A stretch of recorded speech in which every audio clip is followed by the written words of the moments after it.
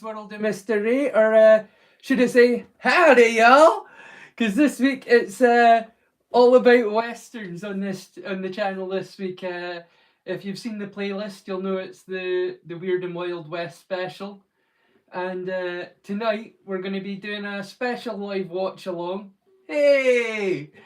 How's it going, Demna, my man? It's really good to see you. Thanks for coming out, buddy. Like I say, I get nervous when I start doing this and there's nobody there. So we're doing a special live watch along tonight. If you go into my playlist, I've just made a playlist available, Ridiculous 6.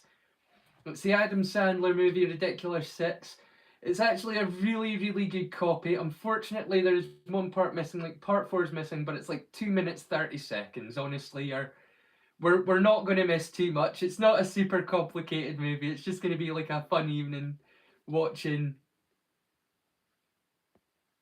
Ridiculous 6. But I'll get the ball rolling as I usually do with the song. And I should probably cowboy up, shouldn't I? You know, like, I'll play something good in Western. There's two kinds of music, country and Western, am I right? So let's get this ball rolling. Get the scarf out of the way.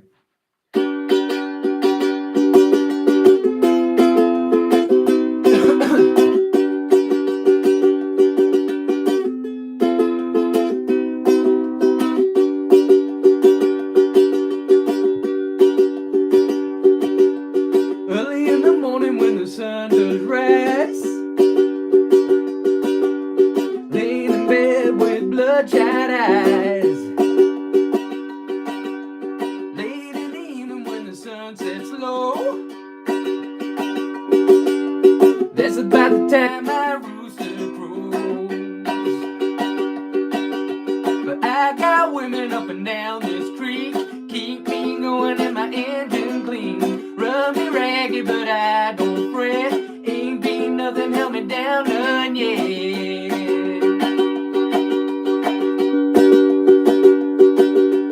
Get me drinking that moonshine, get me higher than the grocery bill.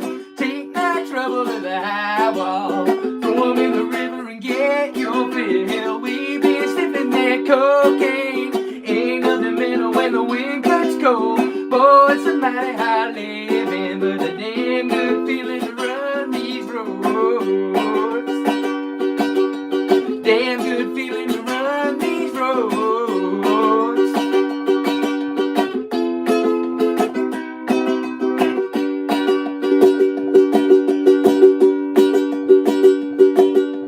People all around me trying to tell me red, in this living till you wind up dead. Lay your trouble on the Lord of Lords, end up laying on the cooling board. But I got buddies on the White House Road, keep me strutting when my feet hang low. Rocked up whiskey gonna ease my pain, and all this running gonna keep me sane.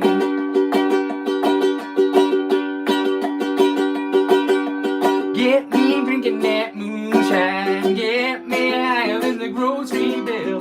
Take my trouble to the high wall, throw 'em in the river and get your fill. We've been sniffing that cocaine, ain't nothing better when the wind cuts cold. Boy, it's a mighty hard living, but a damn good feeling to run these roads.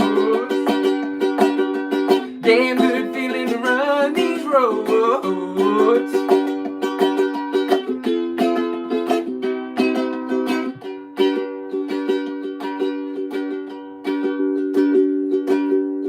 When you lay me in the cold hard clay, sing your songs while the banjo plays. Tell those ladies that they ought not frown, ain't been nothing ever held me down. Long men, women are a shallow grave, same old blues, it's just a different day. Get me drinking that moonshine, get me higher than the grocery bill. Take my trouble to the high wall, throw 'em in the river and get your fill. We've been sipping that cocaine. Ain't nothing better when the wind gets cold. Boy, it's a mighty high living, but a damn good feeling to run these roads. Damn good feeling to run these roads.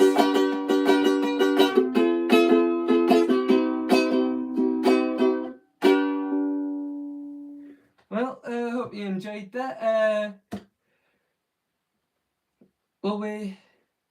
Will we get the ball rolling? I think we had 11 viewers at one point, but maybe it wasn't so good. You know? Perhaps I should put the ukulele down and just start watching a movie. Eh? I can play another ukulele song later if people would like, but I just went from 11 viewers down to 3, so I'll stop playing. Maybe I'm gonna have an off night. Who knows? Right. Why have I got this random thread hanging down? Don't need that. I'm going to pour myself a drink, get on the roll, because it's always 4:20 somewhere, and we'll start watching The Ridiculous 6, will we? Everyone, you can find it in my playlist. It is actually probably the easiest place to find it. I've had a good look on YouTube, and although there are sources, I've managed to put the entire film together. I've got 2 minutes 30 of the movie missing right through the thing, but mine is by far the cleanest playlist for this movie on YouTube at the moment. So if you have a look in the Curious World of MrRay playlist, just underneath that episode 6, next to Pump Up the Volume, you'll see Ridiculous 6. I've made that playlist public tonight, so that we can all watch it together while we're chilling. So you don't need to watch me if you don't want. You can watch a movie, or you can watch me in the movie, or if you don't want to watch the movie, you can just hang out in the chat and chill. I'm going to have a little look at the messages, because I haven't had a look at them since... Whoa! Okay, there's a whole bunch. Pickle, you're here! Hey, Pickle, how's it going? Oh, there's a whole bunch.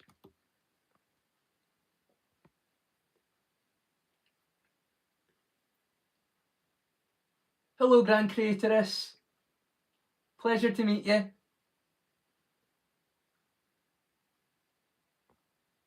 Ori! You fart in people's faces for $5. Gotta make a living somehow, I suppose, eh? It's better than the other way around, dude. I don't know if I could take $5 for a pop in the face. I think it'd be too much for me. It's better the other way around.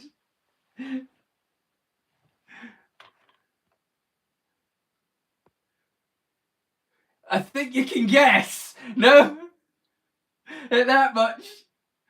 I've known too many people that come out with stuff like that, and I know exactly what their job is as soon as they tell me stuff like that. As soon as they tell me they've got a car boot full of rubber mats, I'm like, I know what you do for a living, it's okay, say no more. It's going to be one or two things, and either way, I don't need to know the details.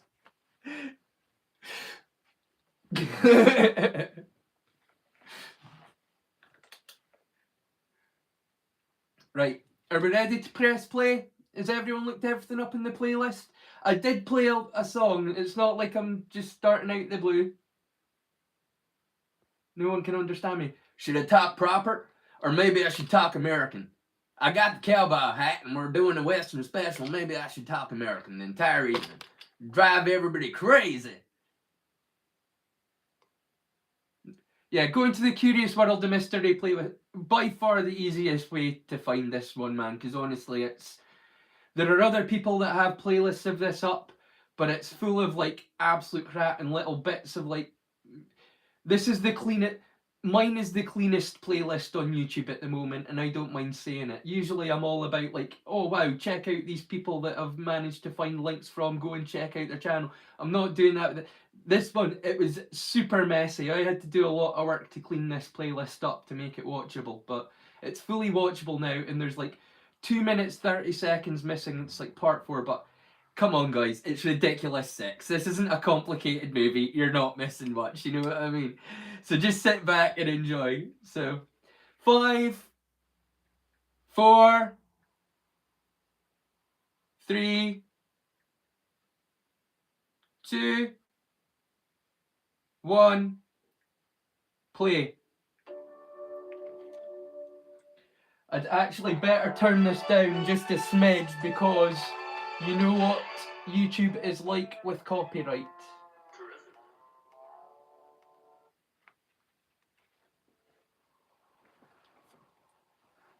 They're a bunch of scuttering gabsons, so they are. Dilly eye potatoes. No, they really suck though, YouTube, when it comes to anything with music or. So I'll need to keep it down at my end for obvious reasons because I don't want to get this entire live feed copyright struck just because.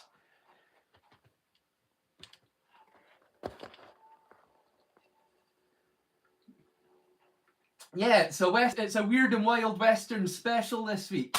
Everything this week on the channel is Westerns related. All them good old boys. That's the deep south, that's not the west. You know what I mean though. Cowboys.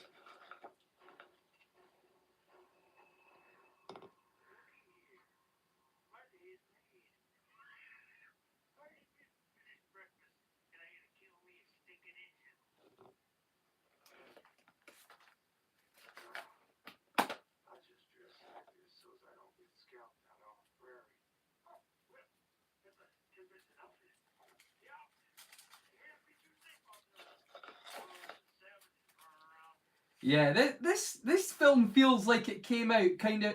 Yeah, I know, 221 subs. My mum was really funny the other week. I told my mum I was coming up to 200 subscribers, and her response was, "Are you ready for it?" This was her response. "Are you sure? It's never looked that high when I've checked it." Hey, I swear, that's the kind of encouragement that you get in Scotland. Yeah, it's like, don't get your thing. Are you sure you didn't go down? Because that's honestly the way that I thought. When I was about to reach 160, I thought, oh, I've gone down to 60. I must have lost like 40 subscribers. Oh well, easy coming. I was sad, but I thought, no, well, if they don't like what I'm doing, that's okay, that's fair enough. But no, I'd gone up. I was up to 160. I wasn't down to 60, and now I'm up to 220. I thought about telling my mum, but I don't know. She seems to get nervous every time that I tell her that the channel's doing well and that I'm having fun making it. I don't know why. It's like fear is like a built fear of success is like a built-in thing, you know. In our part of the world, yeah, it just keeps on going up, and I don't quite know why. Thank you, everyone who does, but like I say, I'm not.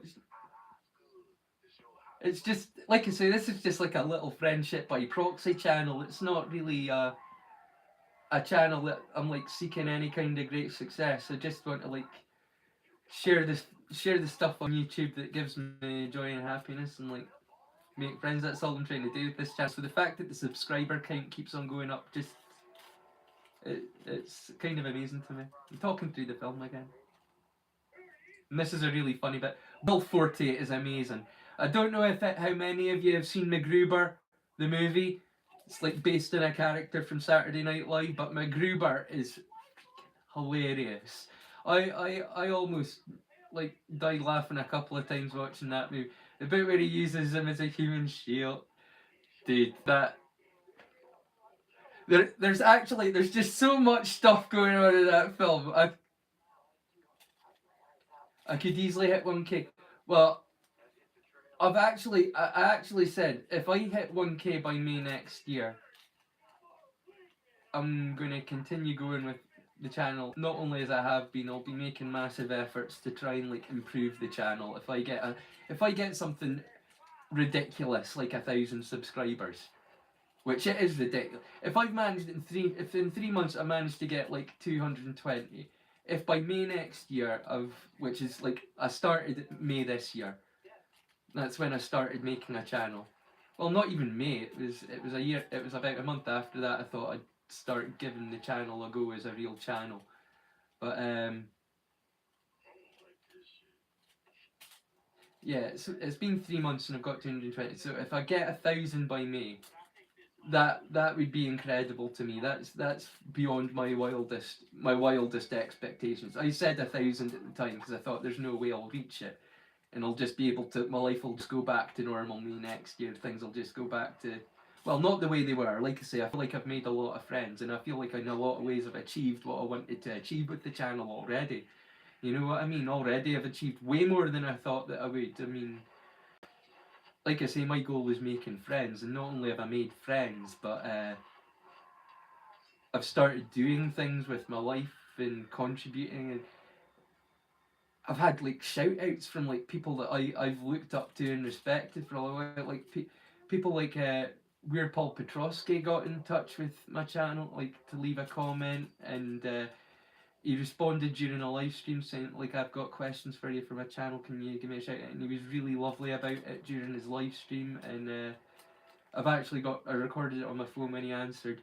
And Freakbase gave me a shout out just the other day, and I've been showing my support for Freakbase on the channel now for like well over a month. I've been like dropping his name, so um, the fact he got shouted out on Jimmy Kimmel the other night was really cool. And then he gave me a shout out that evening, so that was really cool of him as well. So like really cool things have been happening to me since I started this channel that I just never would have dreamed possible 4 months ago. I would have thought you were mad and talking about some weird fantasy, but I'm living the life at the moment. I didn't even, like I say, I feel very fortunate right now just to have the friends that I've got, and to feel like I've got the opportunities that I have at the moment to do something worthwhile.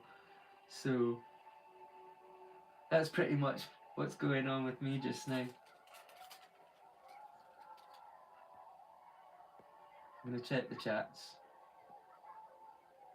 Oh, Deadpool, my man, how's it going, bro? Good to see you out. Wasn't sure you'd make it. It's good to see you. Yeah, we're watching Ridiculous 6, buddy. It's in my playlist. If you go down to my playlist, I was saying earlier. Oh, it's his favourite movie. No, I just thought it'd be like a funny, silly, cheesy one to stick on. I've seen it like once or twice before, and I specifically haven't watched it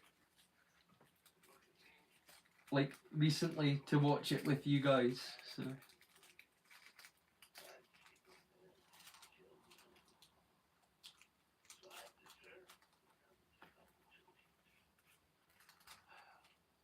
Nick Nolte, man, he's getting old, isn't he? Mind you, Nick Nolte was one of those guys that, like, he seemed like he was old in the 80s when he was still relatively young. You know what I mean? He's always had that kind of Nick Nolte thing going on.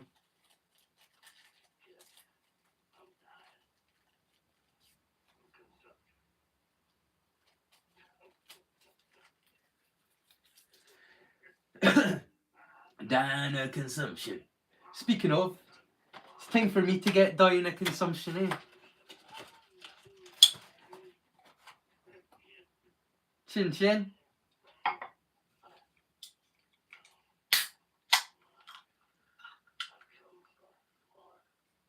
Tim was saying to me the other day, there's a massive amount of entertainment that can be gained just from pouring a can into a glass properly. Hey.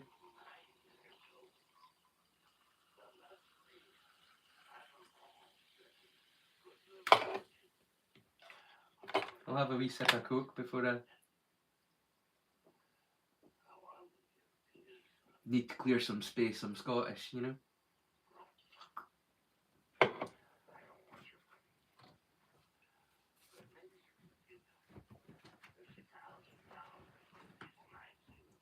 Oh, jeez, where did I put it now?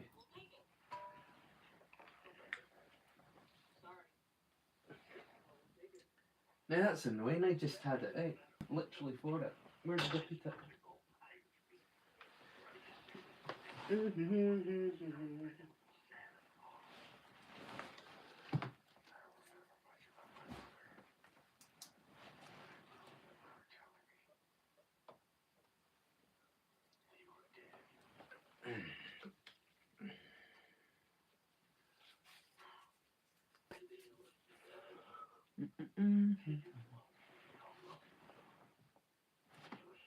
Excuse me 1 second, I've got to find my alcohol.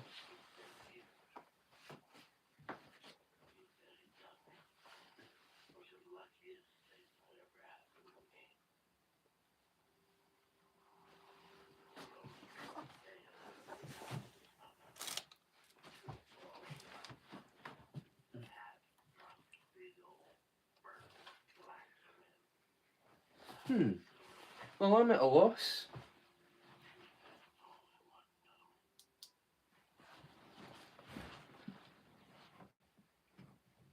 Yeah. I'm very confused. Here it is, here it is. I've recently moved one of my wee table shelves and I forgot that I put the booze. It's because I haven't touched it for a week. I haven't seen you since Friday and I don't drink generally. You know what I mean? Do you like my little glove, by the way?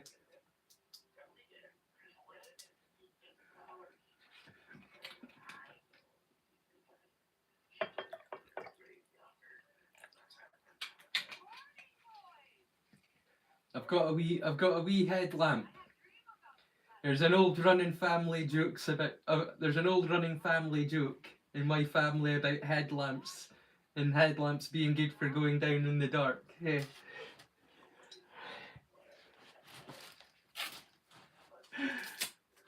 It's a long story, and I can't go into it because it's family stuff. But it's a funny joke.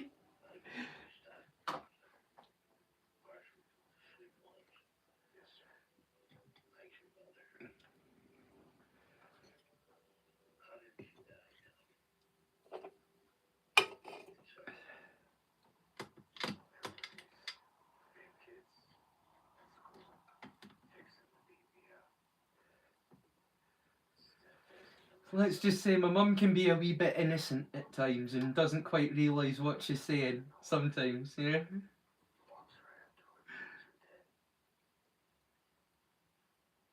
Slanjava! Good health to you. I'm gonna put my chat back up. That's the one thing that I really miss the most about my phone, is that when I'd do these lives, I could see the chat the whole time. And now the only time the chat comes up is when I hit a button and like keep actively scrolling. The moment that I take my finger off or stop reading, it just ends.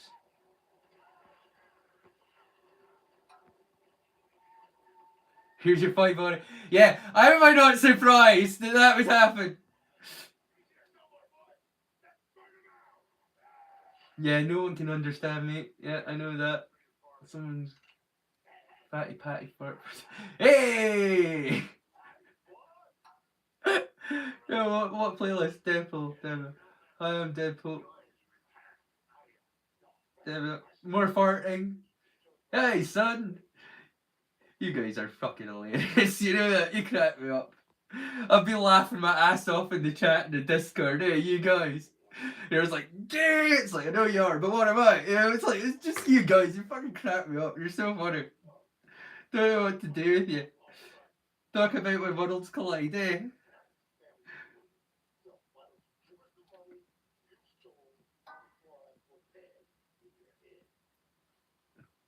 I have very different interests and lots of very varied things, and so I've had lots of different kinds of friends over the years, and it's one of those things that I've had to accept over time, that not all of my friends are going to always get along, but I'm really glad that you guys are getting along as well as you have been. It's been a riot watching you.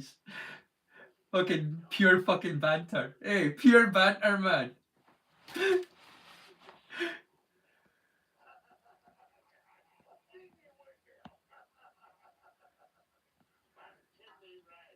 Alright, cheers, Slanger, to you, and to you, bud.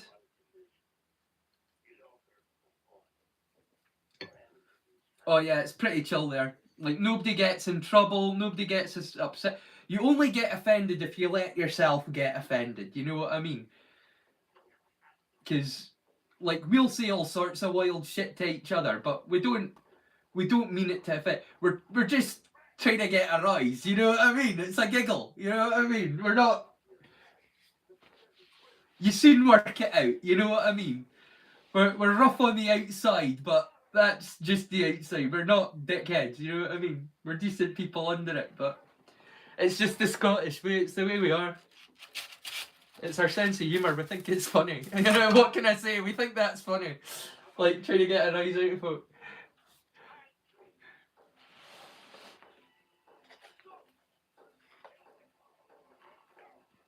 I'm gonna check the chat again.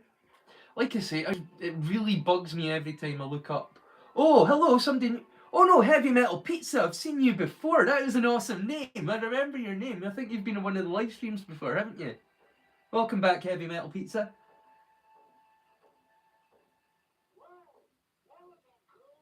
I've seen it. You're fond of my lobster. Am I lobster? Is this a thing I do? I am fond of you. I thought you were cool on the last stream when I saw you, but hopefully we'll get to know each other better. I've gotten to know lots of people better through this channel. Like I say, that was one of the things that surprised me the most when I started it. When I first started it, like so many people were commenting, and then I'd comment back, and I started making friends, and that was the thing that surprised me the most. Like how many friends I've started making since I started this channel. Because up until the last 8 years, I've lived out in a pretty rural part of Scotland, and there are only so many people. And trying to find like-minded people in the limited pool of people that I've got. Like I say, I've got my mate Deadpool that you talk to here. He's a local friend. He's not just like a friend in the chat. I know him in real life. For anybody that's, I know Pickle and Demna, you know, but for other folk that might not know, that me and him are mates in real life, but outside of that, there aren't really that many people in Huntly that I'm like-minded enough with that I'd spend time with or I would hang out with, you know?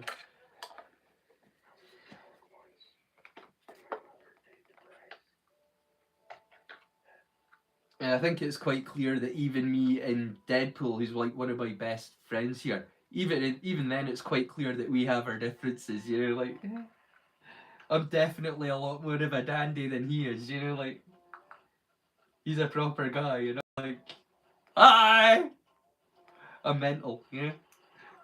I'm what you might call a proper British eccentric, you know. The most normal I've ever been was when I was the most broken I ever was, and I don't know what that tells you. Hey, the most normal I've ever been in my life was when I was completely broken. I think it's an indicator that when your parents are relieved that you're broken, because they can relax. Oh, thank God. Oh, he stopped. He stopped being weird. Thank fuck.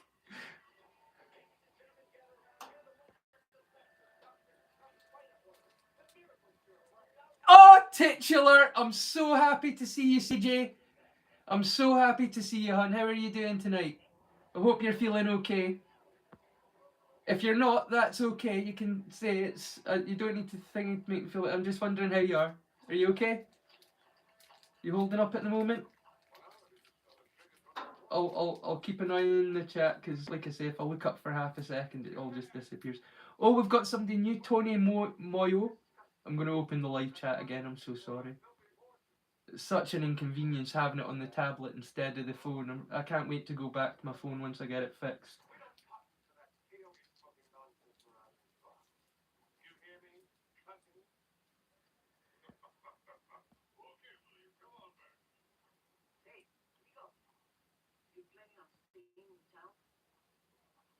Oh, is it just guys generally?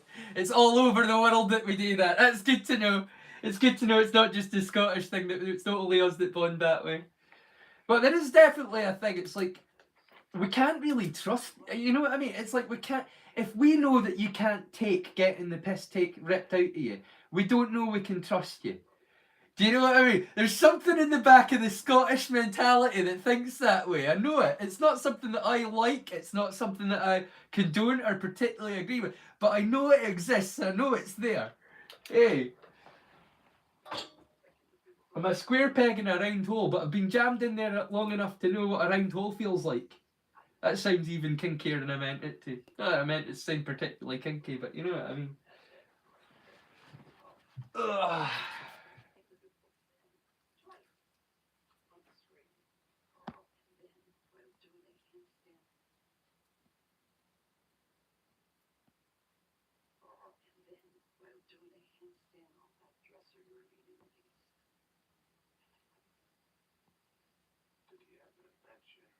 You're shipping for me in Deadpool. Dude, wrong person. Very much the wrong pair to be shipping for. David and Clark, that's the couple that you should be shipping for in this world. David and Clark has been one of my funniest, favourite ships for, years. Have you seen them on Celsius Darts? Go leave my stream. I'm not like a normal YouTube person, am I? You're not meant to do that. Hey, I'm not gonna say I'm too sincere, but I'm just gonna say I know that I'm not like that. Yeah, go leave my stream and go check out their channel for a bit because that's really funny, eh? Celsius Darts are the people that you need to be checking out at the moment. David and Clark, it's like the comment section is always like kiss, kiss. It's so fucking funny.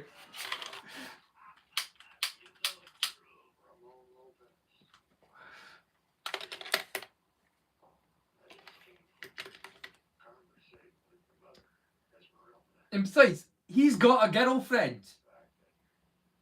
He's got a girlfriend. I'm far too hairy for him, and I'm not interested in anyone. So, definitely the wrong one to be shipping for there. It would only confuse literally every single party involved.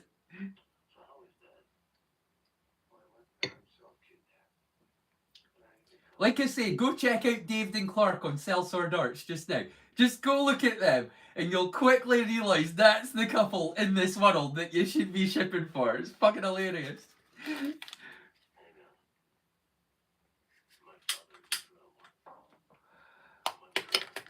What's fake news? What's happened? Okay, you're back pain and a little stomach bug, which is fine. Been worse, right? Yeah, you've survived a heck of a lot of worse, hun. You've survived a heck of a lot worse. And you've managed to produce great beauty throughout it. Eh? If anybody is watching and you haven't checked out Titular Heroine's channel yet, my friend CJ, go check out Titular Heroine's channel because she has the most amazing artwork. And very recently she started doing these incredible shorts with her videos and some music backing, and it's just such a great way to present your artwork. I've watched it quite a few times. I'm not ashamed to say your short that you made.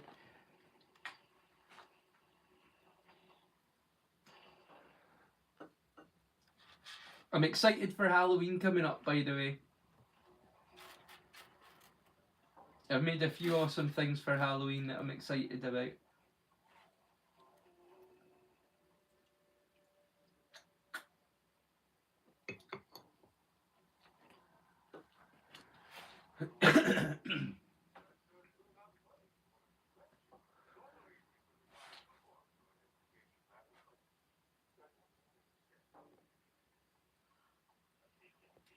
View live chats. Here we go.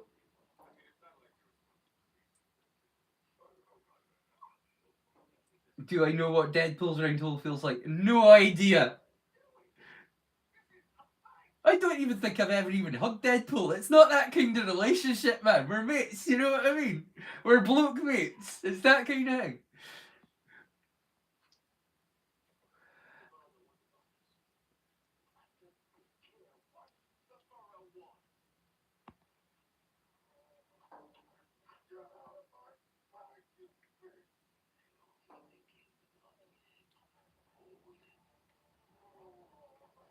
Deadpool having a, not just a gift, like a serious gift, practically a wifey. Hey. Oh, speaking of, hello Blancmange. I always forget. I see Deadpool's name, and because you don't write, I forget you're sitting right there. But hello Blancmange, hon, how you doing? I'm sorry I always forget you. Well, I don't forget you. Obviously, I've been talking about you, but I don't talk to you, Blamonge, even though I know you're right there. It's because you're not writing in the comments. But Blamonge is super lovely. That's Cammie's partner in real life. She's a legend too. She's a star. They're actually a super lovely couple. I know you only know one half of the coin, but if you ever met Blamonge, she's lovely as well.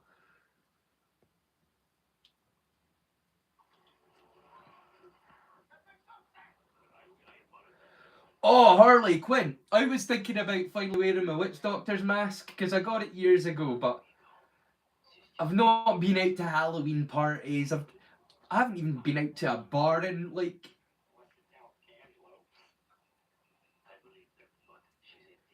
It's got to have been like 5 years since I went out to a bar, and it was for like a single drink kind of thing. You know what I mean? I was dragged along by.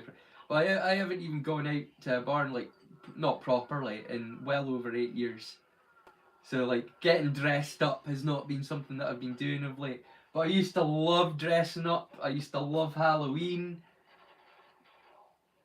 So this year, because I'll be live streaming, obviously, I'll be putting on my witch doctor's outfit with I think my bowler hat. So witch doctor's mask with a bowler hat and a black thing. I was actually maybe thinking of shaving off my beard and moustache for Halloween and just going full goth for like the entire month. Full lipstick and eye makeup, the whole shebang, the whole kit and caboodle. Would any of you be interested in seeing me going goth for Halloween month?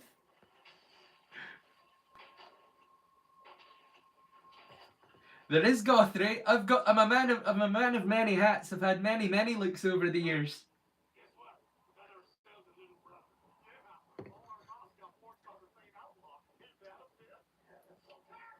Yeah, yeah. Oh, hang on. Oh, I can very quickly show you it, I think. Here we go. See it up there? That way. And up. That. You see it? That's my witch doctor's mask up there.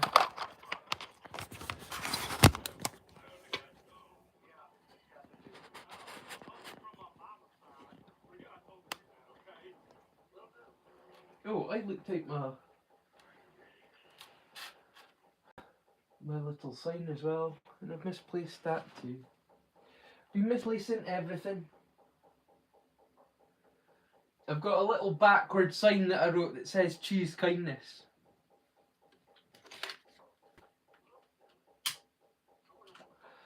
Oh, see that bugs me. I get a better alert from Discords than I do from the live chat. Hey, I get a better alert from Discord. I just saw that Pickle was talking to Deadpool in the Discord, but I haven't seen anything come up in the chat. So it's like, oh, and I have been talking after I read I Will Be Wearing Harley Quinn, which is awesome. I hope you take pictures, CJ. I would love to see you dressed as Harley Quinn. That would be epic. You don't do Halloween anymore. Oh, I'm sorry to hear that, Pickle. Is it because you're too old now? Is it because you're too old and cool? I'm joking. I'm joking. I'm sure you've actually got good reasons. I'm kidding. It's because you're at that age. You're 17 is usually when people are like, yeah, I'm too cool. I'm too cool for Halloween. It's for kids, trick or treating.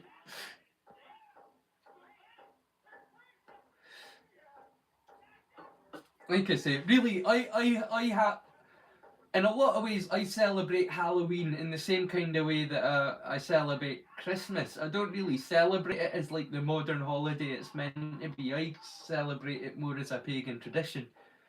You know what I mean? That's kind of like my history and my roots, and whether it's something that I believe in isn't as relevant to me as the fact that it's my culture and I feel like it's preserving tradition. And so I do Halloweeny stuff at Halloween, like like not even carving pumpkins. Sometimes I'll carve turnips. I know that that sounds strange to you Americans, but it's quite. It was always that way. You know, once upon a time, it was it wasn't pumpkin carving. It was turnip carving, and like so, I still do some things that it's just as like an old tradition, as a nod to my ancestry, that I like to do it because I know that my great grand ancestors did. Like even the way that my gran dyed eggs for Easter, not Easter, Easter. You know what I mean? There's all kinds of things. There's wee things that are hints that are in our culture, Scottish culture, that we're still far more tightly tied to the pagan roots of these holidays than the modern traditions, even now. Does that make sense? I'm going to check the chat.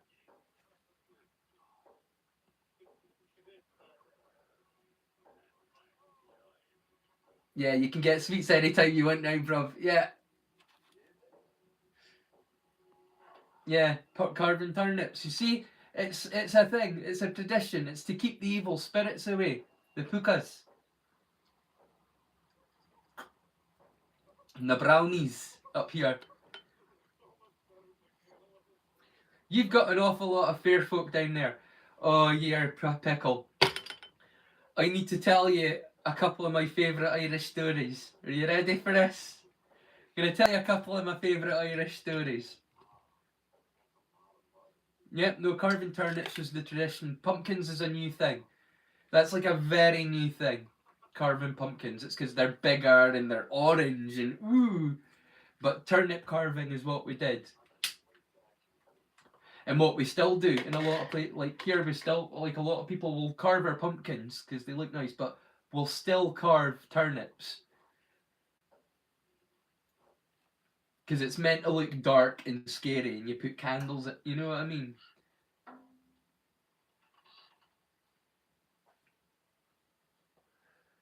What is it about this time of year? Whenever there's like storms or. Do you see that? Whenever there's storms or.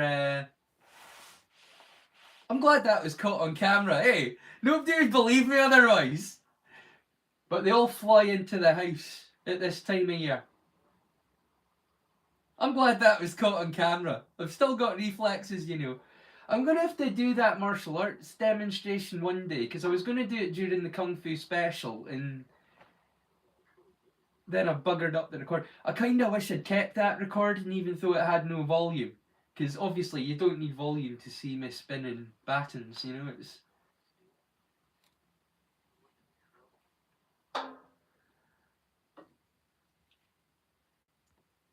But no, I actually have reflexes, believe it or not. I might not be as strong as I used to be and my body's falling apart at the joints, but my reflexes are still on point. I've still got the speed. If only I had the speed, I'd be fine, eh?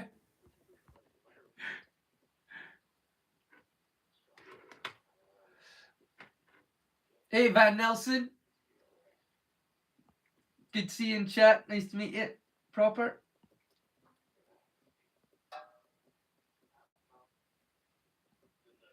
Oh, Real Sonic. Hello, Real Sonic. I'm just skipping up through because I'm quite sure that I miss so much during the lives these days. I really miss not having just a constant thing of the feed that I can see when people start talking because the moment that I take my finger off the screen, all the chat just disappears.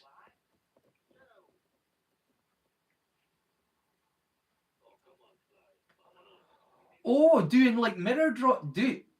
Wow, that would be awesome, CJ. I would love to see that, hun. That would be epic. You doing mirror drawing.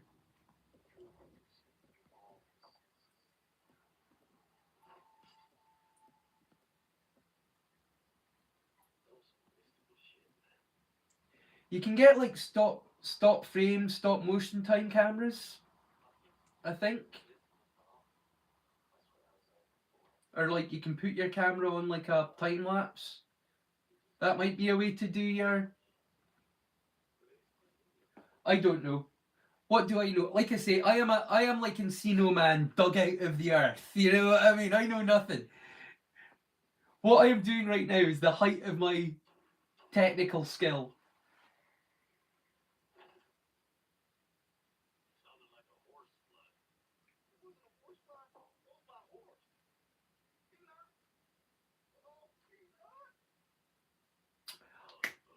I just thinking what I know him from Twilight. He's the werewolf guy in Twilight, Jacob, isn't he? I just got that now. Like I say, I knew I recognised his face. I knew I recognised his face, and it's been bugging me. It's been bugging the tits off me. And it just thinking me, he's the guy from Twilight.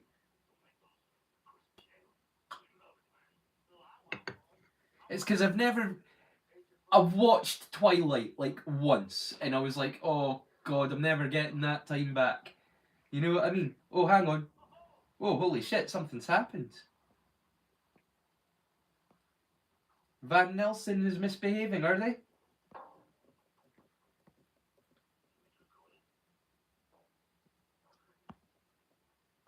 Uh, what were they saying? Out of curiosity, you can tell me.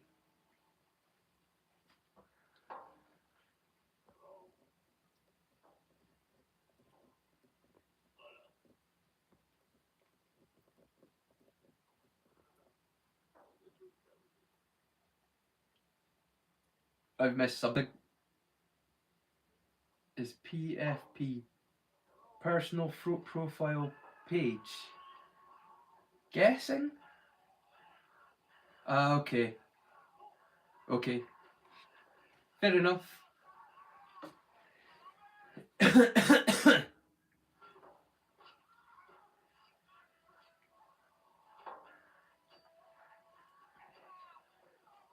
Yeah, Demna is an amazing mod. Dude, you want to know something, bro? I've really gotten lucky, like meeting you as a friend, and then just having you here casually, because he just so happens to be an amazing super mod. I met him over on another streamer's channel, and she's amazing, and she gets an awful lot of trolls, and he's one of the him and Pickle are both mods there, and they're both amazing. So like I've really gotten lucky making friends with them, and that they've been hanging out here because their skills are second to none. They're both proper professionals. And like I say, I hope you know, guys, that that's not why you're here. I hope you know that I'm expecting you to chill and hang out and just have fun. And if your mod skills come into play, that's awesome. But if it ever feels like work, you don't need to feel like you have to hang about for that. You know, go somewhere else and have fun. You know, I want you to be able to have fun here. Yeah, Pickle's a ninja, proper ninja sniper. Hey,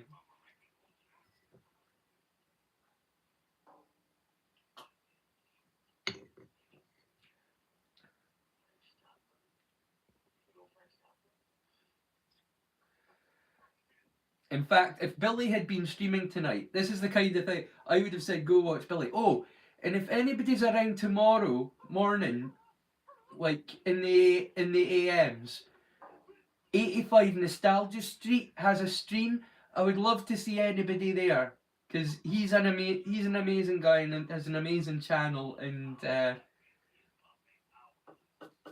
more the merrier there. And you're all such great folk. I would love to have you join that community as well because they're a really lovely community there as well over on 85 Nostalgia Street. Whole bunch of like-minded nerds that are all about inclusivity and kindness. They're not as explicit with it as on Billy's channel, where Billy's like, choose kindness. They're not that explicit, but it's the whole vibe. You know what I mean? The whole vibe of the chat in 85 is one of kindness and inclusivity.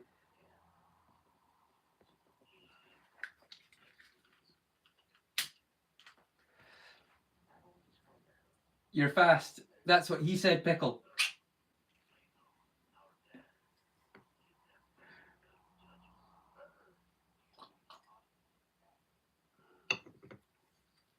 It starts really early and then it goes on until about 1, 2 in the afternoon usually. It's like an 8-hour stream. It's not like a short stream. There's no like. It starts at I think it starts at 7 in the morning, 6 in the morning over in the US. It's like midday here. It's like 12 in the afternoon. Pickle, you'll be able to watch it at like midday. But it's like a retro tune streaming site. But honestly, it's the community in the chat. You'll get on with everyone there. They're so lovely and they're such a laugh. They're so funny. The entire bunch of them. It's a laugh riot every weekend.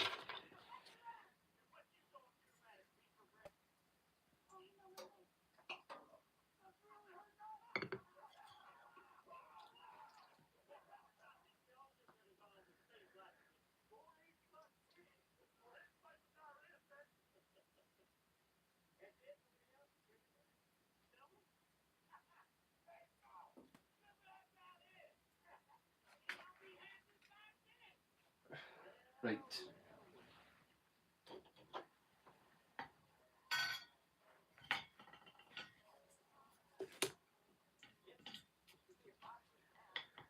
I'm gonna bookend them.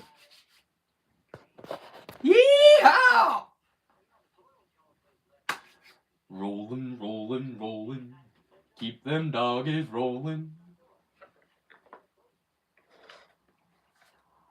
Rolling, rolling, rolling along. Roll high. Move 'em out, head 'em in, head 'em out, move 'em up, move 'em out, roll high.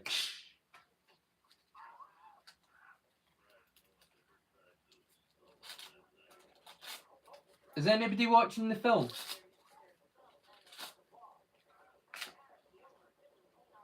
Ridiculous 6. Steve, this is Steve Buscemi's scene. He's the dentist in this.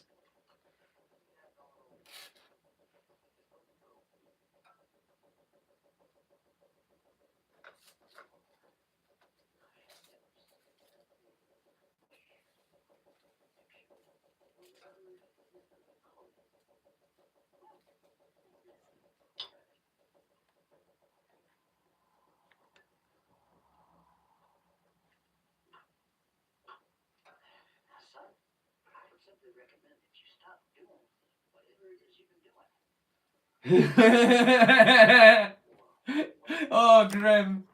That's so grim.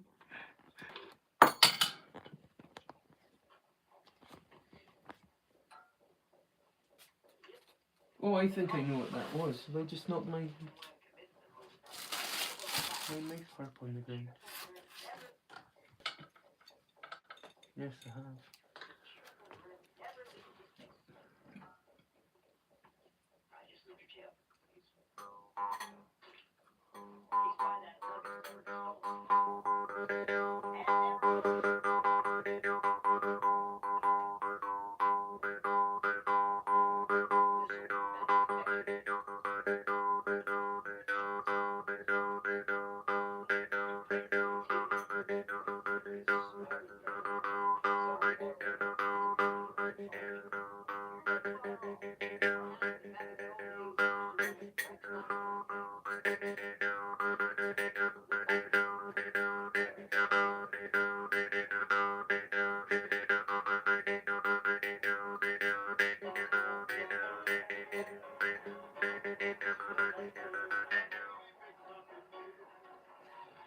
Little mouth heart. Need to practice. And I've got European teeth, which never makes anything any easier. The straighter your teeth, the better with them.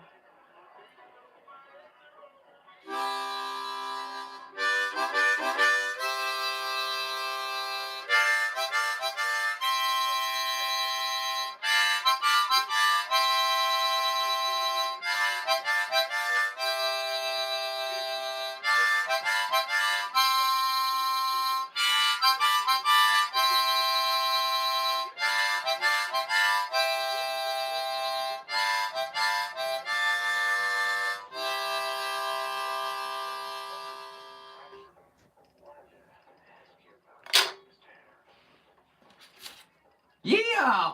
That's one for around the campfire, eh? Eating beans. Look, I got my beans plate right here. I'm good to go.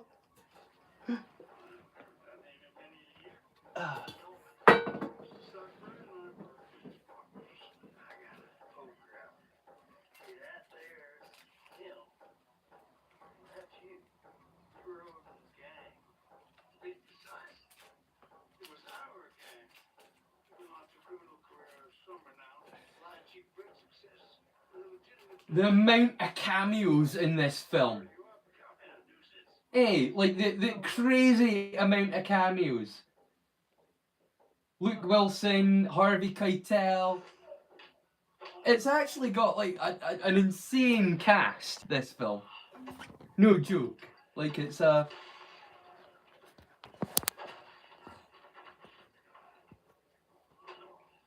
I put product in my hair earlier, but I think it's been cut. It's just not sitting quite as spiky as I would like.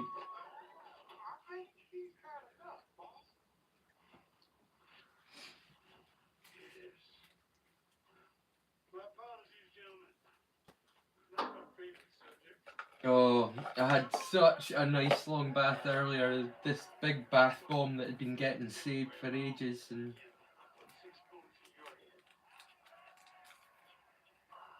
feels so fresh. It's so nice.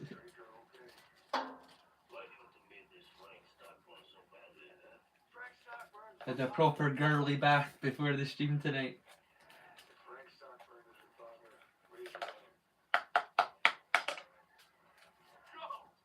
Deadpool appreciates a good bath though. I know he appreciates a good bath.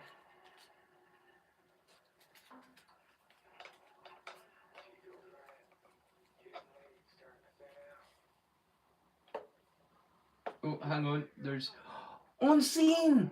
Onsen. Right. While you're here, is it onsino? Is it onsino? Onsinost? Onsino or onsinost? Onsin. I know it's not onkin. Onsin. You're bored. We're watching a movie. Sorry, it's a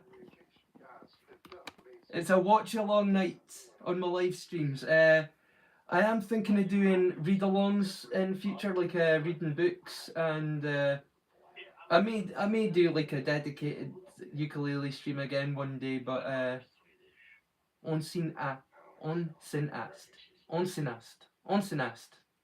Excellent, thank you, onsinast. I hate the thought that I was butchering your name the entire time you were around last time, bud. I was embarrassed. Sorry, my man. But as I like to say, would a rose by any other name smell as sweet, you know?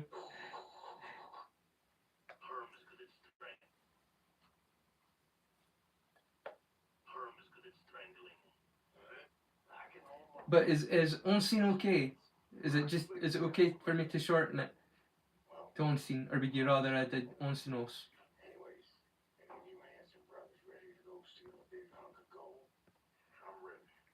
I'm gonna need to check the chat.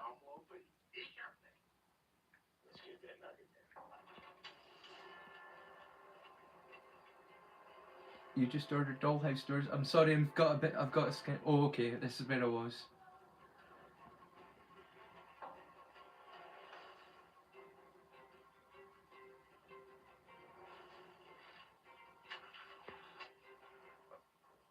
Oh yeah, I love you too, Devna, man, and Ollie. You're all awesome folk. Okay. What time is the stream gonna be? Well, the thing, it won't be until after Halloween, because I'll have my hands full with the channel doing horror stuff for an entire month. So, because although I've got plenty of stuff lined up, there's still gonna be an awful lot of research to do and like other things to put up, and I need to think about my hosting bits as well in between. So I've got a lot of things to do over Halloween, but after that I'll start thinking about doing a live read-alongs on Wednesdays as well as Fridays. Well, not the read-along on Friday. I'll do a watch-along of movies on a Friday and a read-out books on a Thursday, like a read-along.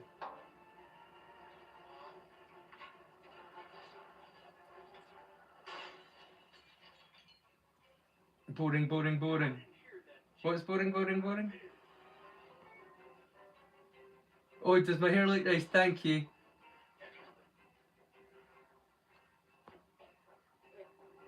Playing hooky from work. Yeah, thank you for coming out and saying hi. They don't get in trouble on my account though, Onsen. Lily, you're bored. You're her by the... Oh. Hi, Lily. Hello, Lily. Pleasure to have you out. Can we have a fit check? I don't know what that is. I'm old. Oh, a fit check. So how's everyone doing? Yeah, okay. I got it through. I got it through context there. Sing a song. I can sing a song. Would you like me to sing a song? How's this for you? I'll sing you a song. I'll turn down the volume at my end because I won't need it if I'm singing.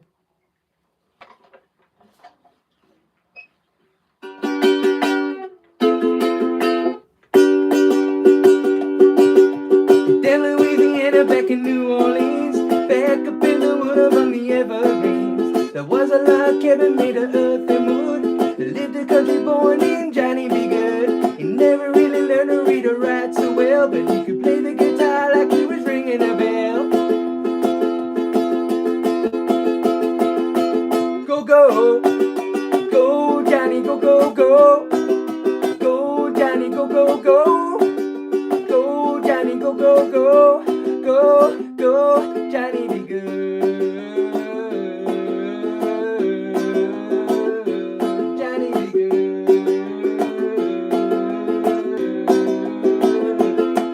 Used to carry his guitar in a gunny sack, sit beneath the tree by the railroad track.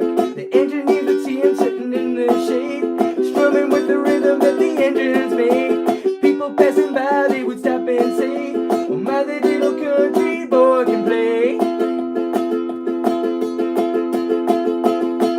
Go, go, go, Johnny, go, go, go. Go, Johnny, go, go, go. Go, Johnny, go, go, go. Go, go, Johnny be good.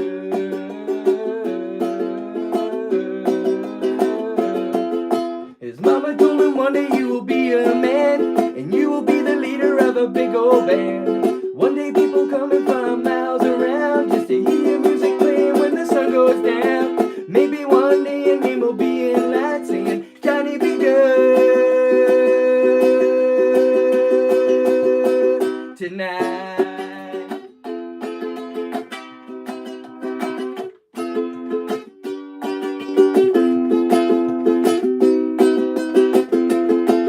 Go, go, go, Johnny, go, go, go. Go, Johnny, go, go, go. Go, Johnny, go, go, go. Go, go, go, go, go, go, go, go, go, go, go, go. Go, Johnny be good. Well, hope you enjoyed that, Lily. Don't know if you're still around, but if you are, you asked me to sing a song. Hope that was okay. I'm trying to keep things country tonight.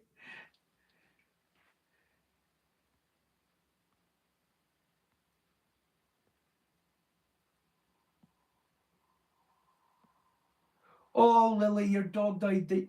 I'm so sorry to hear your dog died yesterday. That sucks. I'm a big dog person, and I've always said it's one of life's cruelest jokes, is that man's best friend has a lifespan 7 times shorter than we do. Hey, I'm so sorry to hear that, Lily. Yeah, Onsen, yeah. Fit, like, outfit. Fit check, like outfit. Oh, right. Okay, what's your look right? Not how did everyone... I almost got it from context. I'm old, leave me alone.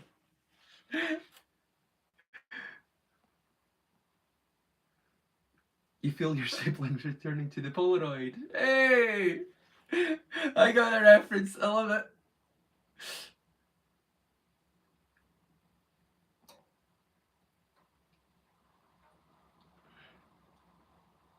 Yeah. You hang tough, CJ. Like I say, I know you're capable of amazing things, and I'm just sorry that you need to struggle through so much to do it. Yeah.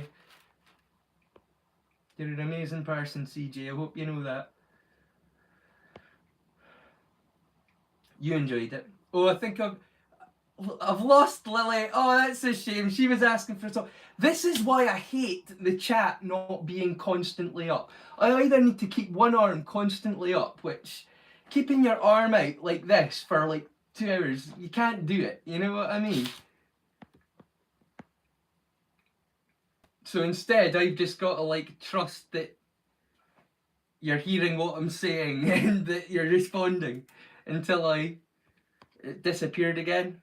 I hate I hate streaming from the tablet. I really hate streaming from the tablet. I miss the phone, but I wouldn't be able to stream with the cracked screen either because I wouldn't be able to read it anyway with all the cracks, and trying to touch the screen and do the screen with anything.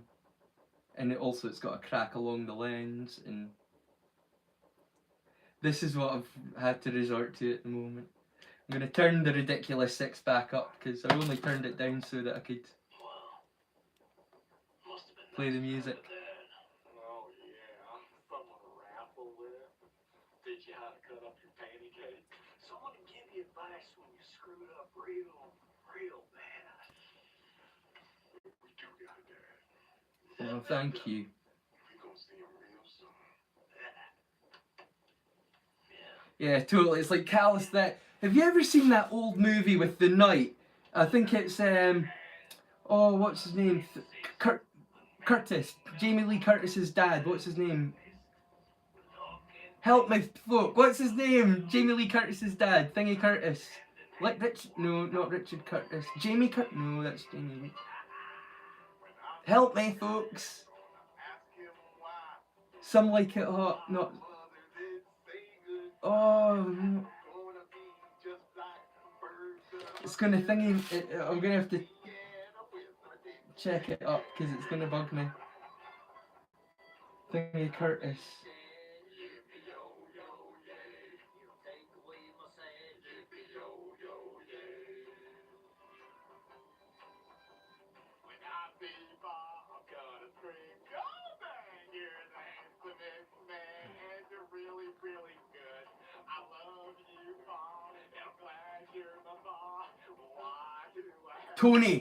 Tony Curtis. Oh Jesus, it was driving me freaking nuts. Tony Curtis. Yeah, he's a knight and he's got to hold a rock out at arm's length. And he's like, it's not heavy, no big deal. But then he's like out of action for a week. I'm starting to feel that holding my arm out, trying to keep the chat up.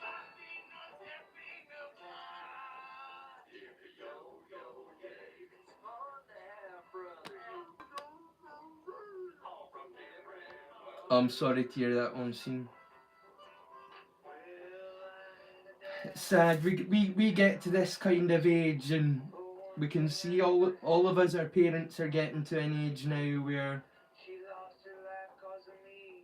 they're not spry like they used to be, you know, they're all slowing down now, and we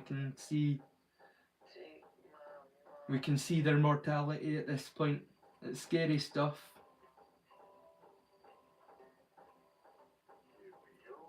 I know there are people that don't have good relationships with their parents, and that's something that always makes me sad, is when people don't have good relationships with their parents in one way or another, because it's one of the things that I've always been really grateful for, is having good, decent parents that, you know, despite our differences personally, they have done their best in their capacity and in their understanding. They have done their best for me, and whether it was the best thing for me is a different story, but I believe and I know that they have believed that they've always tried to do their best for me. And so, like, I've always had good people for parents, and I've always been grateful for that, because I've seen that there's been so many people, so many friends that I've got that haven't had that support and haven't had that kind of thing, and I don't know how I would have turned out if it wasn't for my folks, because I'm already enough of a weirdo, and that's with decent parents behind me. You there.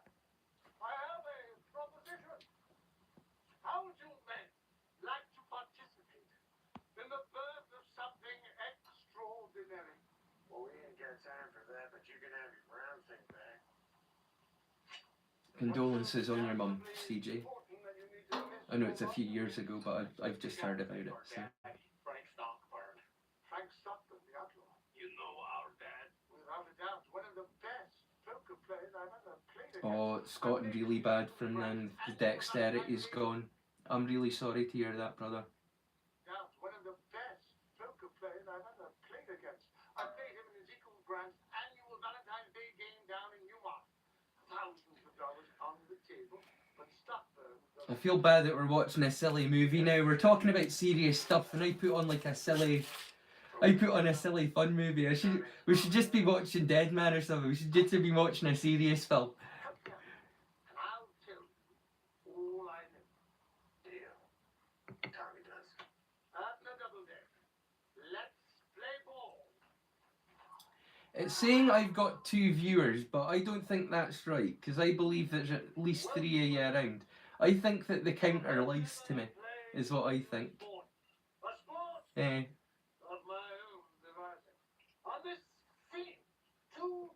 I've seen Brokeback Mountain.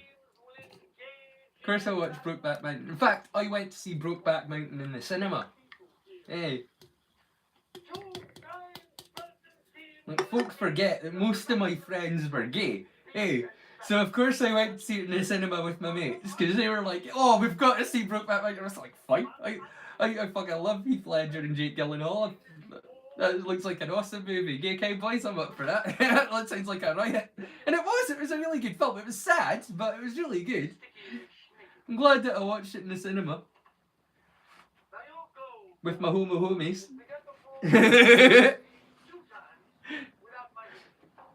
Honestly, I used to have such great time. Like, me and Mistress Mandy, she was like a big genuinely, she's like a big sister to me. If I saw her in the street to this day, I'd run up to her and give her a big hug. She was like a big biker lesbian. Her and her wife were both like big old bikers.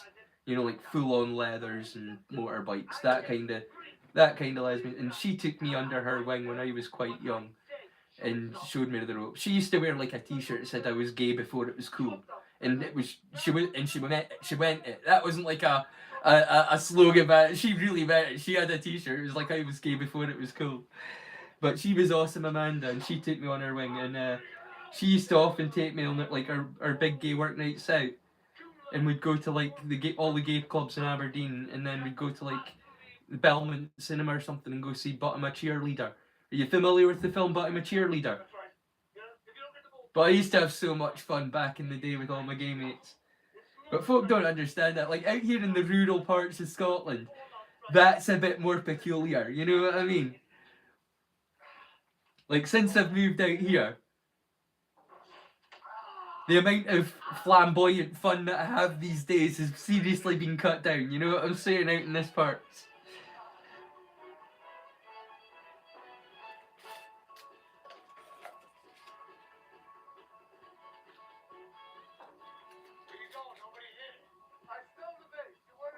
Oh, there's been chatting going on.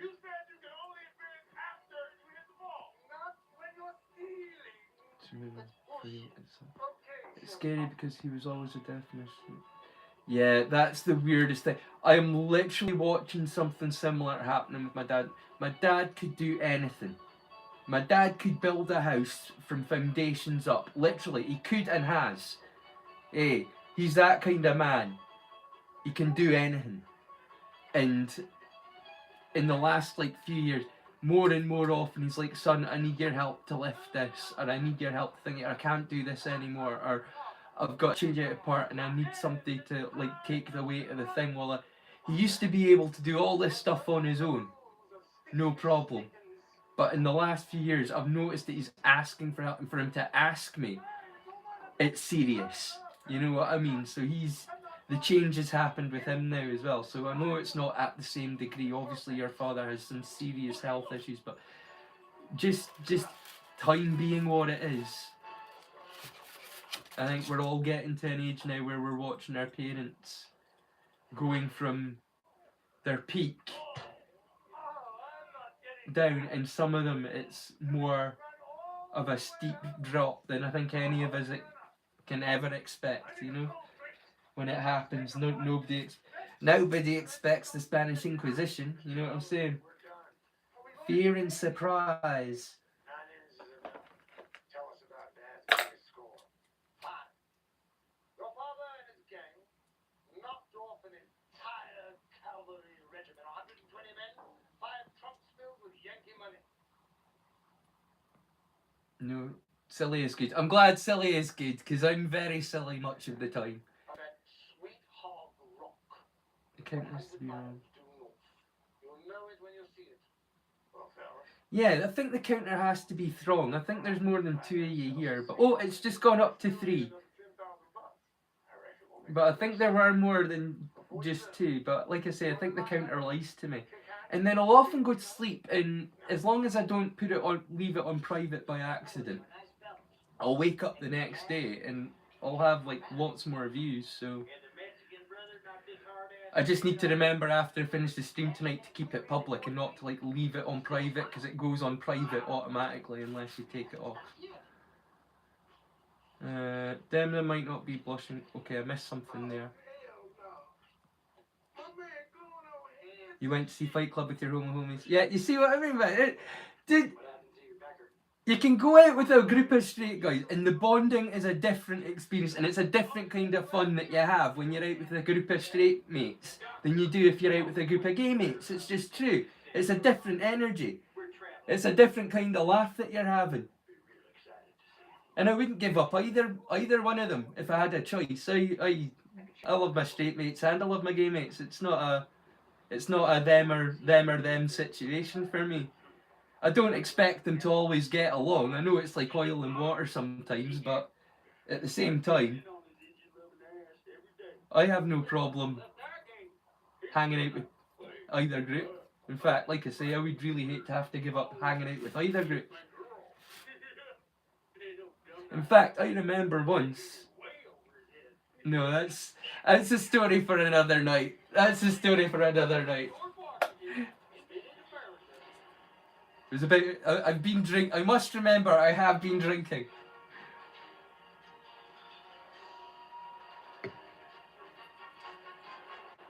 Tell us. Tell us. No. That simple. No.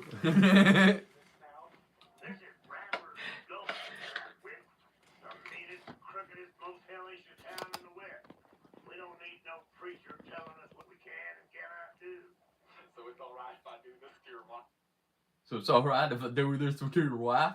Yuck.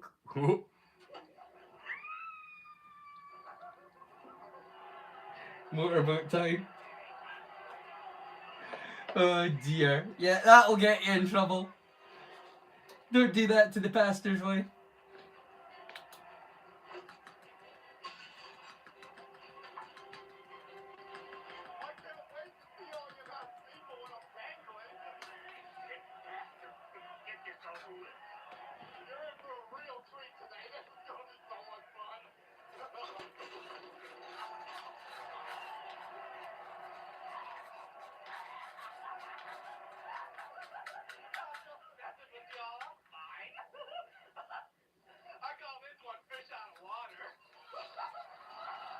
I love it.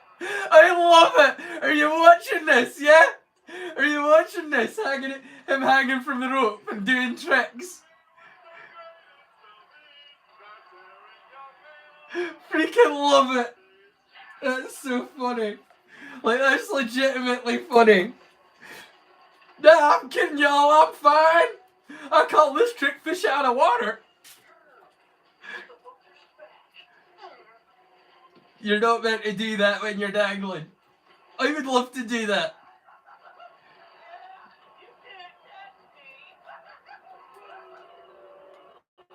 Oh, they're disappointed that he won't hang. Why won't you hang like a normal person? Just shoot the son of a bitch.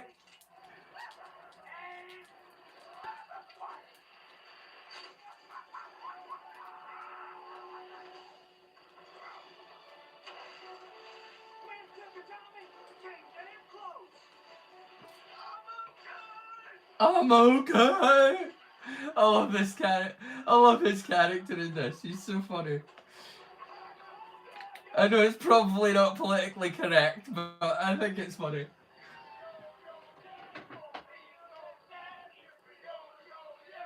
I think this film was kind of overlooked, to tell you the truth. I think in like 20 years' time that this film might have as much of a cult following as some of his other, like Adam Sandler's other films, like his early films. I think this one will have as much of a cult following in 20 years, but it'll take that amount of time for people to realise it wasn't the same kind of shit. But this film, I think, has genuinely funny moments in it. I'm gonna check the live chat again, because Oh, great question. I'll tell you this. I think you guys are gonna love him. But I'm sure he's gonna might be blushing but flushed from drinking. Ah, yes, that could be it. Yeah, I wish she was. No, I wish dogs lived longer. That's what I wish. If I had a wish, it wouldn't be that humans live longer. It would be that dogs did. They all look like my butthole. Yeah, it's really horrible to watch with all your parents. Yeah.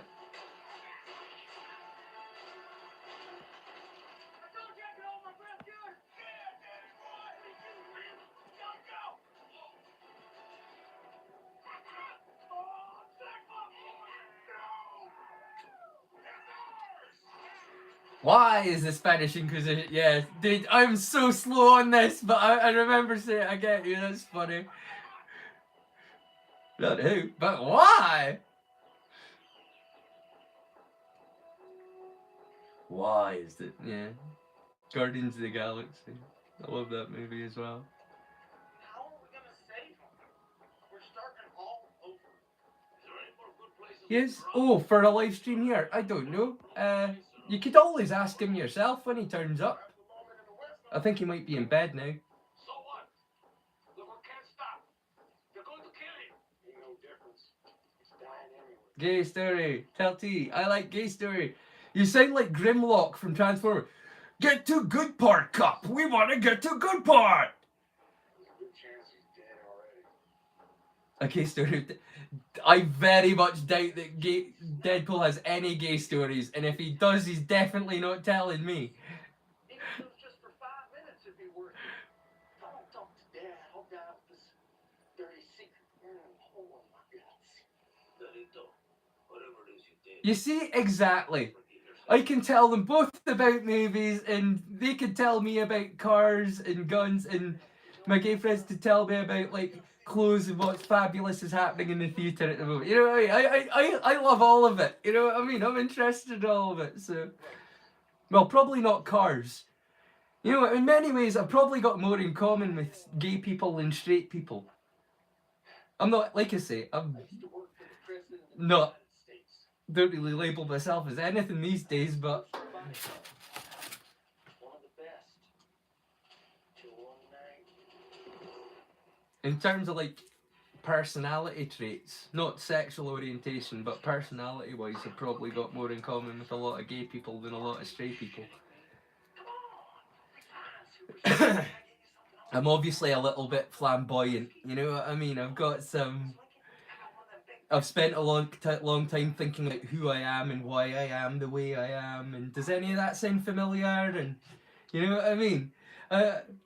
I've spent a long time reading, trying to understand myself and trying to understand why other people are the way they are, and I'm not like, you know, does any of that sound familiar? I can very much relate to gay people. Hey, it's never been an issue for me trying to relate to gay people. I've always got it understood inherently, implicitly. Exactly. I don't give a shit about your race, your skin color, your creed, your sexual orientation, your gender. I don't care about any of that. The only thing I care about is, are you a good person or are you an arsehole? That's what it comes down to. The world is split into two kinds of people, and unfortunately, it's not an even split. I would love to think that it's a 50-50 even split, but that's not been my experience. But so far, I have been incredibly lucky to find people that are generally decent people. We can all be arseholes at times. I know that I spent most of my youth being an arsehole. I look back and I cringe when I think about the way that I used to be as a young man. I didn't allow my empathy to get in the way of what I needed to do, or what thought I needed to do to get what I wanted when I was a young man. It took me making an awful lot of mistakes to feel bad enough about myself to want to change and to recognise that I needed to be a better person. It took a lot of mistakes, and none of us are perfect. We're all capable of being assholes. It's whether you choose to learn from it. You know what I'm saying? Tommy says we can beat him. I'll believe him. We all will. Yeah. I used to calm my partner down when she was being an asshole, but I don't know if she's got anybody doing that for her anymore these days. Makes me wonder. I know that my daughter doesn't have anything to do with her anymore, which I think that tells you a thing or two. I hope you like the gift I'm giving you for Valentine's Day, Ezekiel. I'll give you a hint. 1 hour massage, no charge. Oh, Susanna. You know what gift I'd really love? If you would just shut My dad is the big car person in my fam. My dad's I've got a moderate interest in Jaguars because that's my dad's big thing. He was really into Jags, and his passion for Jags kind of got passed on to me. But those are really the only cars that I've got any huge, well, not even huge, any kind of amount of real interest in his Jaguars. It's a sequel to Tom Sawyer. It's about Sawyer's home slice, Huckleberry Finn. White boy goes rafting with a brother. People don't lose their shit. That's more Will Forte I see you let your as Mark Twain there. That's Will Forte again. He plays two different roles in this film. I love Will Forte. Like I say, if you've never seen MacGruber is a movie that has to be seen. now our old friend from Tombstone is joining us. And if you didn't like it the first time, watch it again. It might be an acquired taste, because trust me, that film is funny. It is funny. Sneaky little Mexican. May I present Don Diego? Mucho gusto. We run a gentleman's game here, Mr. Diego. Your two bodyguards are completely unnecessary. Bodyguards? Those who can't make correct inferences. This Yeah. is, Chimichanga. My loyal manservant. Yeah, no, I'm kind of like that. I would probably just, if I was attacked in the street, I would probably just take the kicking rather than risk Blanco Bill. seriously hurting somebody. But if somebody was attacking somebody that I cared about, they wouldn't know what hit them. You know what I mean? I can completely understand that mentality. If somebody bumped into me, I'd get on my knees and beg for apology. I'm sorry for bumping into you. But if somebody got started on with a mate, they'd find the short end of a walking stick in their face pretty quick. 15. What can I say? 15 large. Are you sure General Custer can swing that? It's Custer, not custard. There is no D. I'm not a dessert. Boom! I just dropped some satire on your ass, General. Oh, I'm really glad that you've got somebody that you love and that cares about you. It makes a big difference in life. I know. It gives life meaning. Hey, having somebody else to share it with. Gentlemen, you know where to go, Marshal. Oh, It's something that I've learned the hard way. It's like what gives life meaning is shared meaning.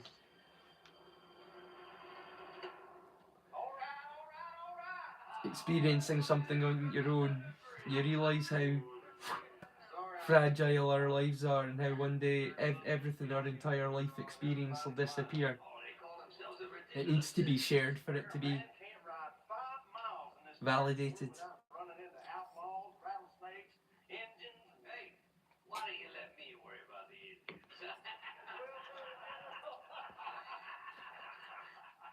What's shaking, Twain? Hey, I'm good on anything. Yeah, I've definitely got more than 2 people watching because I've got more than 2 people commenting. Why is it saying that I've only got 2 viewers? It's so weird. For reals? Satire! I'll play another cowboy song at the end. Something good and western. Good one with the satire. I hope everyone enjoys the episode this week, the playlist this week. Who's this idiot? I keep calling it an episode. I need to stop calling it an episode and start calling it a playlist because I put out a new playlist Well done. each week Wider. full of like the best stuff that I can find on YouTube. Like stuff that probably really shouldn't be on YouTube. It's too good. You know what I mean? But YouTube doesn't like to show you the best stuff it has. It likes to show you the big companies and the big brands and whatever's trending. You know what I mean? That's what they'll show you, but they don't like to show you what's actual quality. And so that's what my channel's about. It's like there is actual stuff of true quality on YouTube that should be of genuine interest. I'm putting it in my playlists. Go look it. Go look it. Go look at all of it, because all of it's worth seeing. Because either it's stuff that you haven't seen for a while, or you know it's good, or it's stuff that you've never seen before. And that's what I'm attempting to achieve with my playlists on my channel since I've started. What's this? Just a tumbleweed, you jumpy bastard.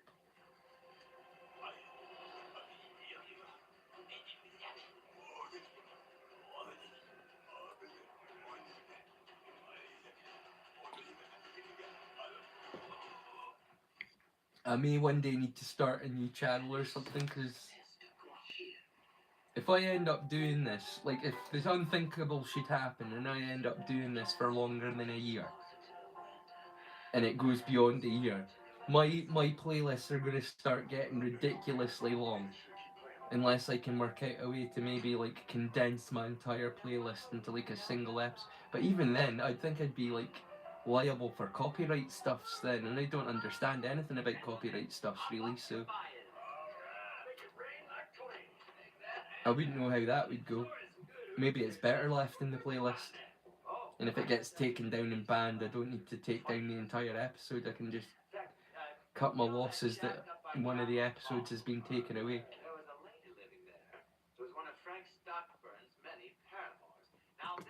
But like I say, I hope people have been enjoying the episode. And oh my goodness, I really apologise. I had not realised at all that last week when I uploaded the really bad hosting segments that I did at the very last minute, when I uploaded them, I didn't even make them public. So despite me stressing about getting it all out on time, I didn't even make it public, and I didn't even realise until like the day before yesterday that they'd been private all week. What an idiot. What an umpty.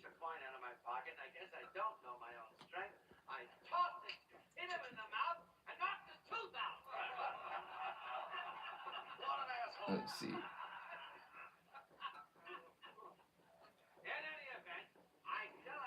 You all like terrible movies. You know what? I really do like a good bad movie, and I think you can tell if you watch my channel. There are a few movies in there that I've got in there because they're so bad they're good. Like I say, I've got an eye for quality, and it's not always for good quality. Sometimes it's for cult quality. You know what I mean? Like there are some movies that it's like, I'm like, how is this not a cult classic? Like there is definitely a scene that would want to watch this movie. Why do they not know about it? And so sometimes you'll find movies like that in my playlists. But it's not just an eye for good quality. It's an eye for B movie quality as well that I like to think that I've got. So if you go through some of my older stuff, you might find some things that might surprise you. Because I've been doing it for like, I've been doing about 4 months in total that I've been doing this channel. You know, I make that same face when I put my cologne on in the morning, especially when I'm home alone. You know what I think? I think Don Diego isn't really a coffee bean rancher at all. Yeah, watching total crap, getting drunk, thinking. We used to like watch Indian movies and stuff, and kung fu movies without like the subtitles, and it was just like the Chinese. And so we'd turn down the volume and we'd make up our own dialogue. And we used to have great fun doing that. You know, like just ripping the total piss. Just.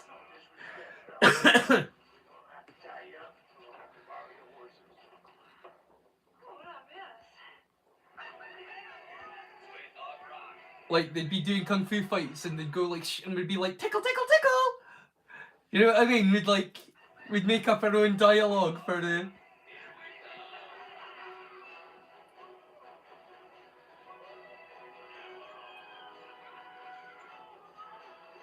Yeah, the algorithm is totally fucked. It wants to show you just the same shit over and over. If you type, God forbid that you type something in one time because you're looking up something, and it'll show you that same kind of shit for 2 weeks before it stops trying to show you that kind of. You know what I mean? If you want to see how to do a certain kind of stitch, you'll get 2 weeks of stuff on how to do sewing crafts.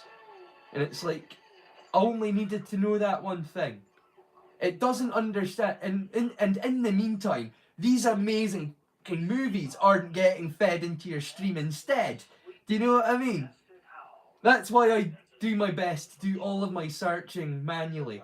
Hey, I really try to do all my searching manually. When I look up stuff for my playlists, occasionally I'll find something while I'm looking up something else. But for the most part, the stuff in my playlist is stuff that I have actively gone, I remember this, I need to look this up. Do you know what I mean?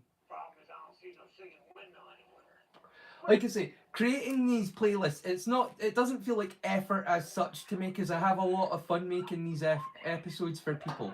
But at the same time, it does take up an awful lot of my time these days. Like it really takes me up until like Wednesday to like fully be happy with feeling like I've got enough selection and a balance of like really good stuff that people will generally be into, and some more obscure stuff that I would like to introduce people to, and know that like maybe a select kitsch group will get that thing that I'm sure. Do you know what I mean? Like, I'm trying to create a balance within my episode, and these specials are fun because I kind of let myself off the hook and I don't go, right, 6 things, I've got to contain it to like 6 things. You know, like, well, 6 main things. There's always like adverts and little short films, but 2 episodes of like something, 2 animated things, and 2 movies are what my episodes I try to contain myself to. But even that I find really quite restrictive. I think in the future I might relax my format a little and just allow myself to show you things that I have found on YouTube generally that interest me, because sometimes there are things that I would love to show people that I will not be able to find a full episode of it, but I would love to be able to show you about it and then have you then go and watch the series yourself. Because in many ways that's what I'm doing anyway. I put on the first episode in my playlist to show you that the entire season is available out there if you search it.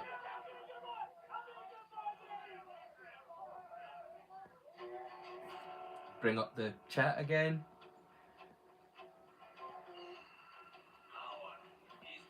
Oh, somebody's talking about Jackie Chan. I can't wait to get to that bit.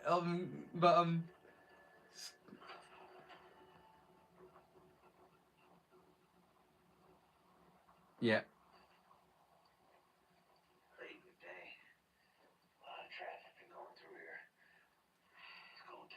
Yeah, the Discord is getting funny. Yeah. We better be treating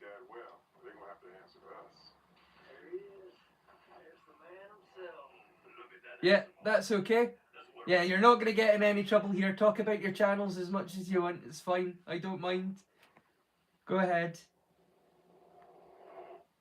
No restrictions on my part. We're all friends here, and we're just sharing what we're interested in. If what you're interested in at the moment is your channel, talk about it. Go right ahead.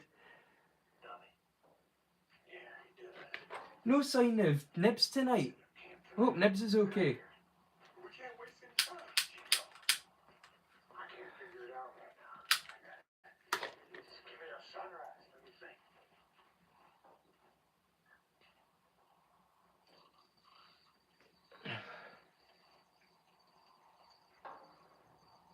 Hey Mustafa, how's it going? Mustafa.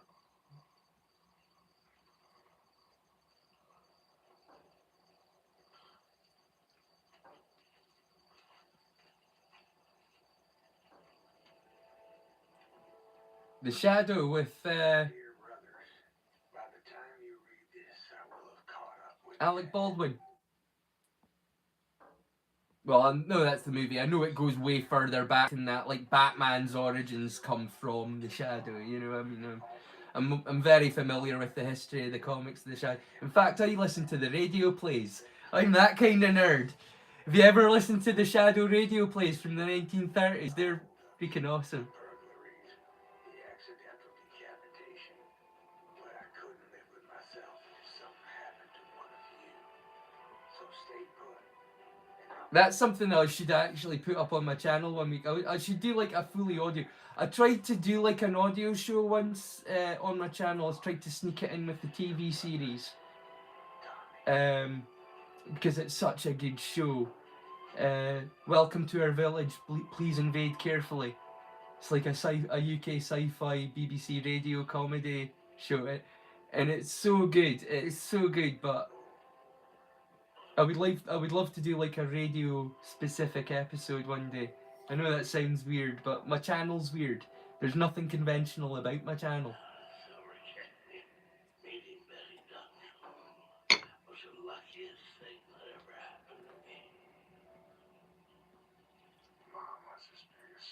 I want to get down to that Jackie Chan bit, but I don't want to feel like I'm missing anybody out or miss anything that important that people are saying. Here we are. You better not come all this way for nothing. I want the money, Frank. I know what you want, my man. Here's your money. Count it. Tell me. Oh, look who showed up. I didn't know if somebody dug up what you buried, Mom. So I wanted to make sure you were covered either way. Yeah, it's about the Bond. Absolutely. It's not about what we're watching. I think this is a perfect example. I've had so many live stream watch alongs now. I've very rarely watched the movie. Like being able to follow what's happening in the film, because it's about talking to friends. This. More business done. You remember how I told you Mom died? Well, son of a bitch who shot her had a tattoo on his hand. Oh, here we go. We've got to you. It's Onsen talking about Jackie Chan films called Fantasy Mission Force. Yeah. My little horseshoe? That's always brought me to... Yeah, I kind of get that with a few of Jackie Chan's films. He's had like a few really big budget like Chinese movies that should have been huge, but I feel like the plot was just too confusing for Western audiences. You know, they like their everything a bit more spelled out for them, if you know what I'm saying. And if you're not kind of familiar generally with Chinese culture and some of the what the West would consider peculiarities of Eastern culture, some of the things in their movies might not make sense to them. So I think that's the kind of what's going on there with some of his films. Anyway, some of them it's just bad luck. He's gotten really old quick. Do you want to know something? You know how I say I've got my finger on the pulse for certain things and thingy? Just before Jet... I hate myself for even saying this. I hate it because I can't stop thinking... But I can't stop thinking about it because it's just... You know how you see patterns? Like I see patterns and things. Like I predicted the rise of the mobile phone, like it going from being a suitcase, which is what it was. It was like a suitcase with like a battery in it and a phone with a wire attached to the suitcase. I saw them becoming what they would be today. Something that was handheld and mobile, and I predicted that as a little kid. I can see patterns. Take my word. And I hate myself for thinking this, but I watched Jet Li go from being a massive action star to very quickly downhill, rapid drop in health, hair greying, becoming an old man overnight. And then he died within like a year or so after.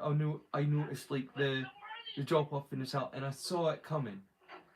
And I really hate it. I really hate it. But I can see Jackie Chan is on the exactly the same trajectory as one of his rivals, big rivals in real life, Jet Li. Not that he had like rivals. I mean, they were both professional people. They were both decent people, but there was obviously some stuff going on behind closed doors. There was professional rivalry. They only ever really appeared in one film together. Uh, I think it was Forgotten Kingdom or Forbidden Kingdom, something like that. Jet Li and Jackie Chan were in it together, but supposedly there was like an on-screen, not an on-screen, but like an on-set physical confrontation between the two of them. Can you imagine that? Hey, Jackie Chan and Jet Li actually got into a fight, like a real fight, on the set, and it was only when the director literally got in between them that they stopped.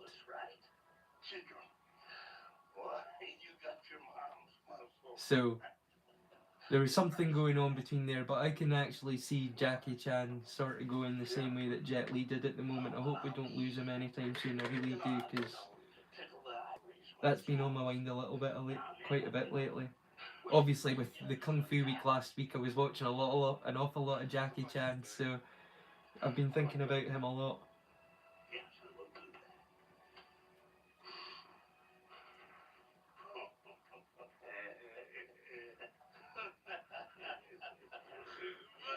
No, I don't have a TikTok. I don't have a Facebook. This place and Discord are literally the only places you'll find me. This is the only place that I have any kind of online presence, really. I cut myself off from the world 8 years ago.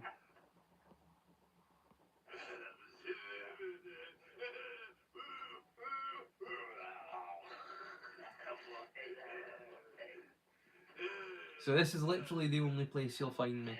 And I wouldn't understand how to use TikTok anyway, so... Yeah, with Alec Baldwin, The Shadow. Yeah. Like I say, I really love the radio plays of The Shadow from the 1930s, and the adverts are really cool. The old style adverts. You'll see what I mean. One day, I'll stick them on the playlist one day. For people to see. Because it's all about my curious world and all the things in it, and that includes certain radio plays, so I would love to show people them as well.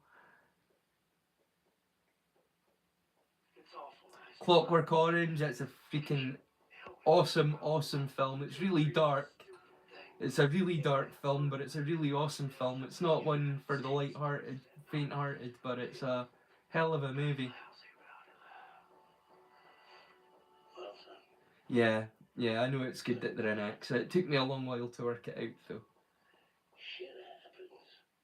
though. Love is blind, my friend. What can I say? Love will blind you to a multitude of flaws.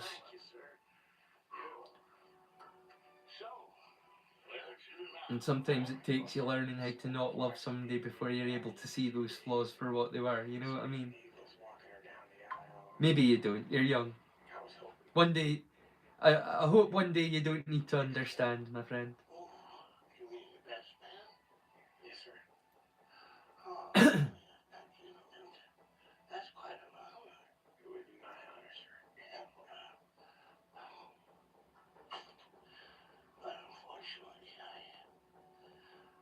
got some business up north I gotta attend to. Which two movies that you recommended him?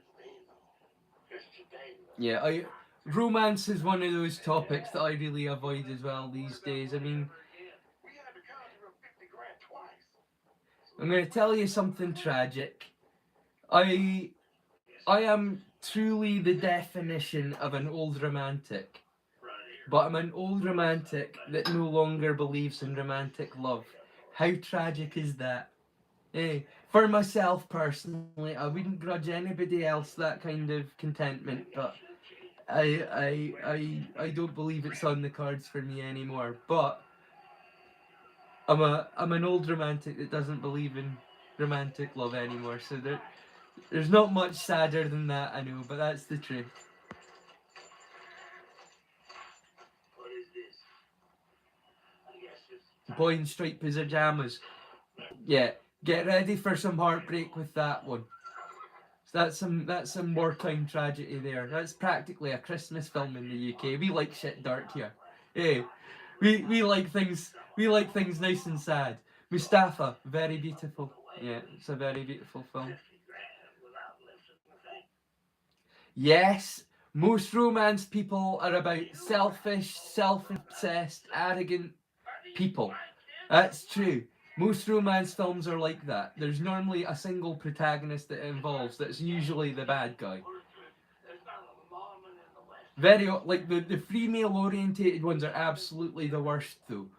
Like the ones where it's like men need to learn to change and be better and conform in order to be good enough for any woman who is obviously just far superior just by their pure nature.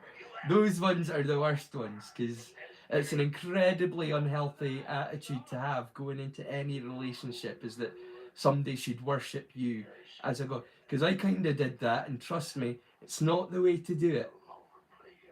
People will get hurt. It's not real love, what they show in the movies. Real love is nothing like that. Real love is about sacrifice. But that's not a fun thing to show in films.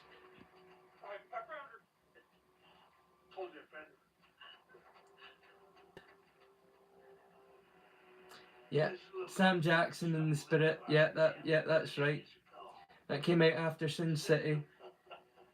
She actually tried to rescue me. I'm guessing this means you don't want me to be your best man no more, huh? Well, I'm gonna make this real simple for you. Oh, awesome! Yeah, Woman of Taste. CJ knew that. You'd like the Shadow Radio plays. That's awesome. Oh, my arm is getting so tired. I'm gonna have to switch hands. You heard that before, haven't you, Pickle? Hey! Not from me, you haven't, but you've heard it before. It's a familiar line to you. My arm's tired, I'm gonna have to switch hands.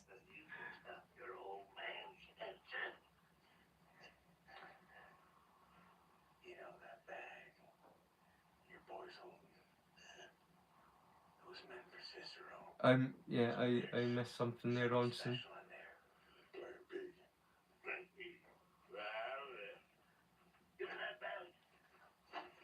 Yeah, Roma. Yeah. Oh, because you're avoiding Roma. Yeah. I get that. No, I'm not on Facebook either. I use Facebook Messenger, but I don't use Facebook, like the site, the page. I stopped using that many years ago because it was bad for my mental health. Facebook wasn't a good place for me. Not really. Don't really understand Instagram either. No. Like I say, this is literally the only place that you'll ever find me is YouTube and Discord. This is my little social world here, you know? Out in the middle of nowhere.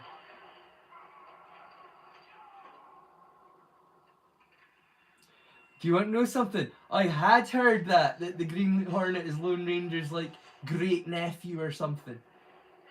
There's like a comic book movie like link connection there in their genealogy. I've heard about that. That's pretty cool.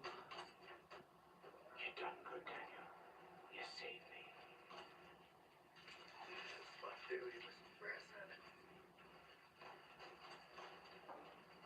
Speaking of Lethal Weapon, did you see Loaded Weapon on my channel earlier? It was maybe a month or two ago. I put up Loaded Weapon. It's a really funny film. Can't see Lethal Weapon without thinking about Loaded Weapon. Twitter? No, I'm not on Twitter. This is literally. I don't know how to make this clear. To make this any clearer to you, Devin. But this place in Discord are the only places you will find me outside of my real life house. Well, that's not so true. I do leave the house occasionally these days, but there was a long time I wasn't even doing that. I cut myself off from the world for 8 years, and then 3 months ago I started using the internet a little bit more, other than to watch YouTube videos, which is all I've done for 8 years, is watch YouTube and leave the occasional comment. Not even going into live chats. Live chats wasn't even something that I did. I wouldn't have had the confidence to do that with people anymore. I know it sounds weird. I used to be a hyper social person.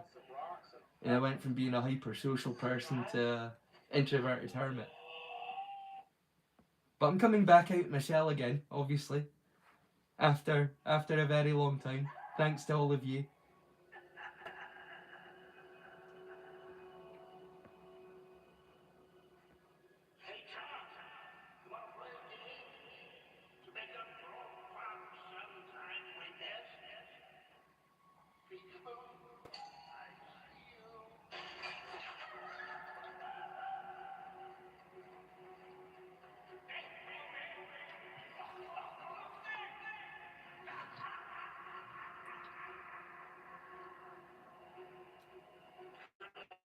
I'm going to watch a tiny bit of this film, because it is actually a good film. I don't know why I've ignored it the entire time. Well, because it's got better company. It's a decent funny film, but it's even better, funnier company. My arms are tired though, I'm going to put my hands down.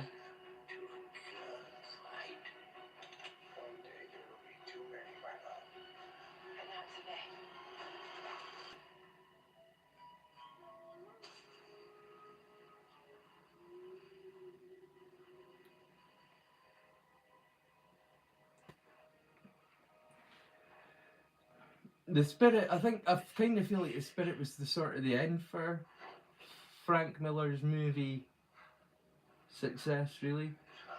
He did one stinker and people decided that folk had had enough of it.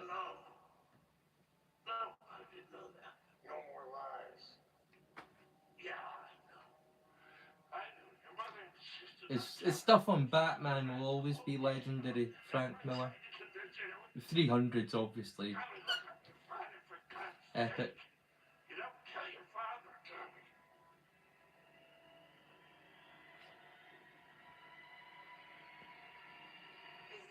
I think I'll recharge my glass and get on the roll again.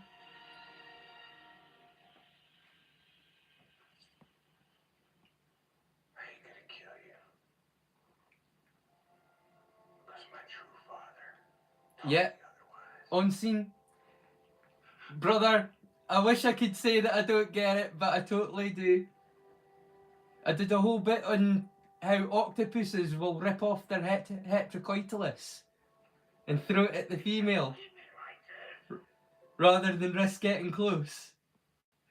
And they're one of the oldest species on Earth. They must know something that we don't.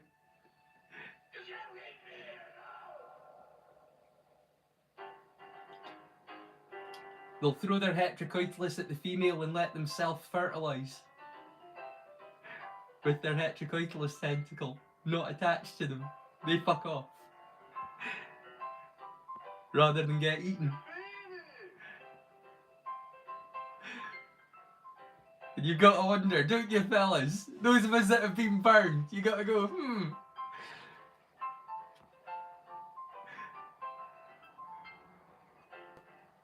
Mama, so much has changed since the last letter. I scarcely know where to begin. First off, yeah. Turns out our daddy is a bad, bad man. And he got Giggity, giggity, giggity. Oh! I'm wearing the wrong t-shirt. I'm wearing my...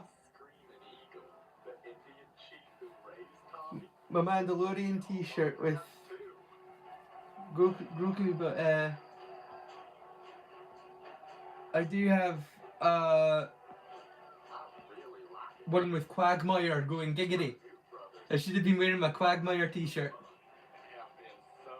The other week I was wearing my Stewie t-shirt. Nobody noticed, I don't think. Stewie from Family Guy.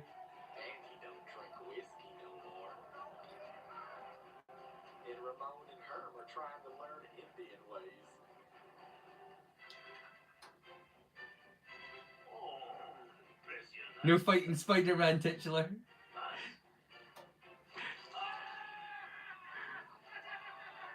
You had to duck out of your own supervillain knowledge and do it. Yeah, yeah. It was a close call, but you avoided it. I can tell because you're awesome. Supervillains very rarely are.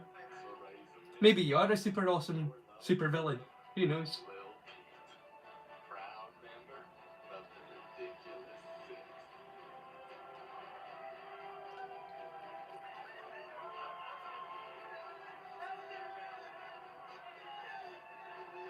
It was a very dapper and stylish shell I was in. It really wasn't actually. If you even just go back to the very start of my channel, you can see that the fire had well and truly been taken out of me.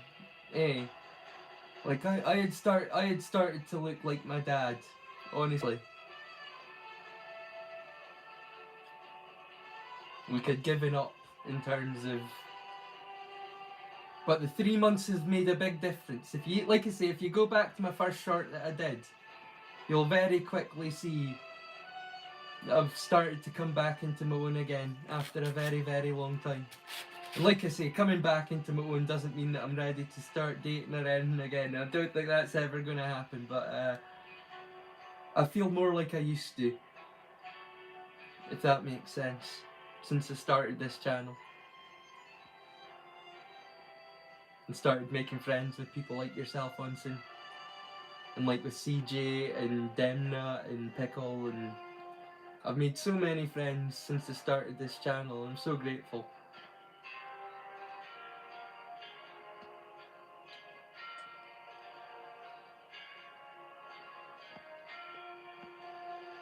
Yeah, but I was a shell of a man, but I'm afraid I didn't even let myself stay dapper. In fact, I'm trying to build myself up again, because after over the last 8 years, I've lost around 3 stone. Yeah. And I wasn't like a big guy, but now I'm like I look like I've walked out of Belson these days. Or I was getting to that point. Not now. I mean, I've spent 3 months looking after myself, and I know I'm starting to, like, I'm getting a little bit of meat back on my bones and thingy. But I was. Have you ever seen The Machinist? There was one point there it started to get a bit like that. I was like a walking rag doll. I just stopped caring about myself. Oh, I can't believe it's over so soon. I'm so sad that it's over so soon. A short stream this evening, folks.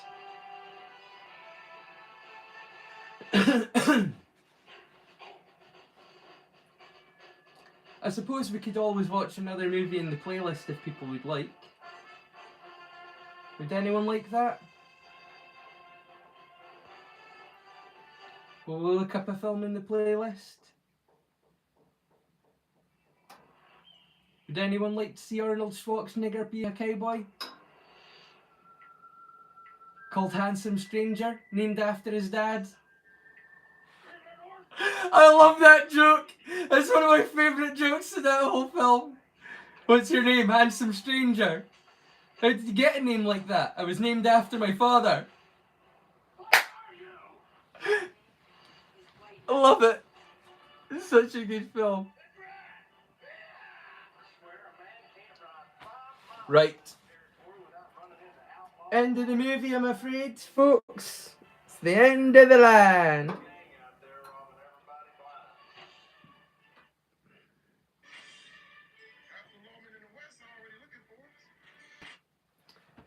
Well,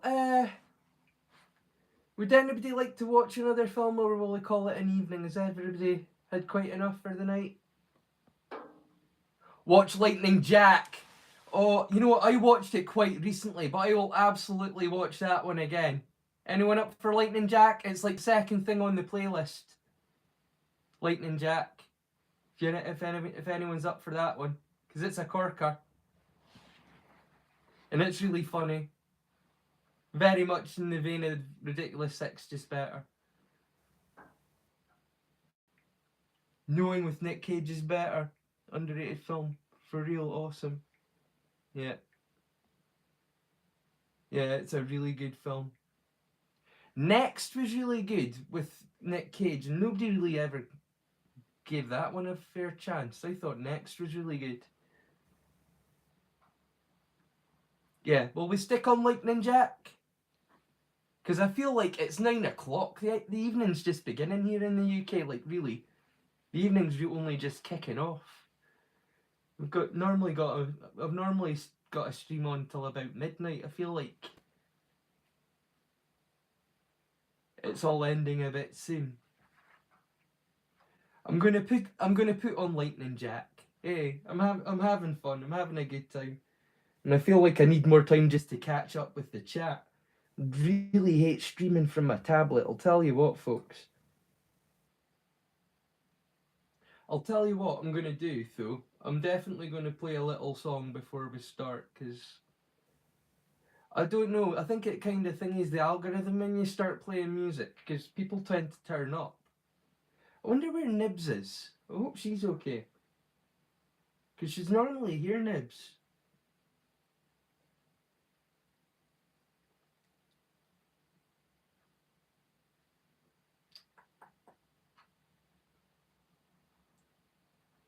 Me, playlists, episode 9 Weird and Western. Like I say, it's like the second movie down after The Unforgiven. Lightning Jack.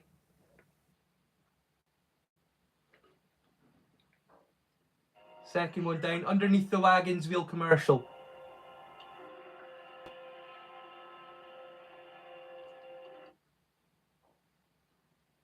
And shoot on sight.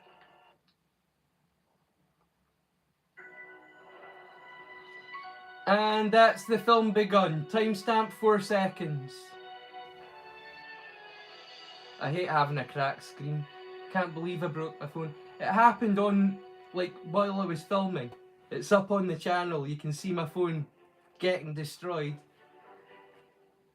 You're interested in that kind of thing?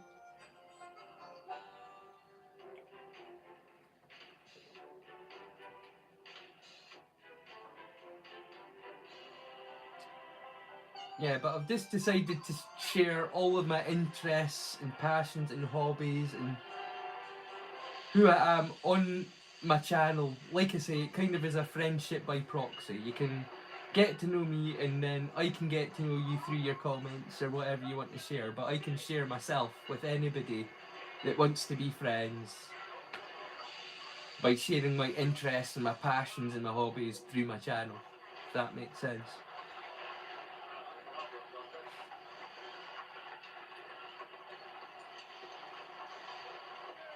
No, please, I don't. I'll manage myself. It'll take me a while to save, but I'll get there. Don't worry, guys. Please don't start doing fundraisers or shit for me. I don't. I would be kind of mortified, embarrassed. Please don't.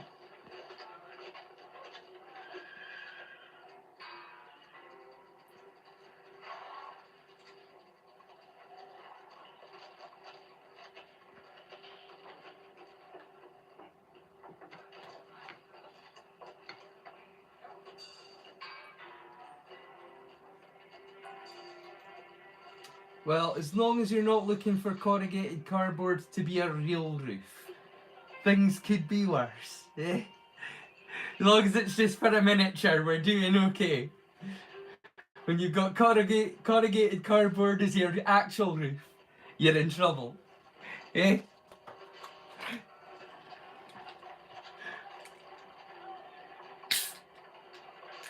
Oh no, for your real miniature roof. How small are you? CJ, you're able to live in a miniature. Is it like living in the land of the giants? That's something else I've recommended on my channel. It's available on YouTube. Unfortunately, it's not like a full screen size copy. It's one of those partial size screen ones, but it's a decent enough copy for what it is. And the fact that it's free on YouTube is pretty good. Younger, no mistake. Where are they? Four men right now. The younger brother. Looks like we've got a real big fish. All right, boys, spread the word. Everyone knows what to do. Just tell them to hold it to like it. Slanja. All right, gentlemen, hold steady. And we can do this the easy way. Nobody has to die. Or we can do it the hard way. Choice is yours. You. Getting there. I don't know the combination. Slanjava, Kampai, Senpai. Prost. Salut.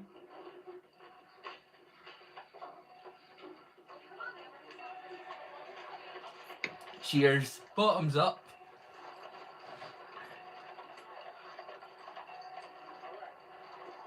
Time for Tipplewop chips.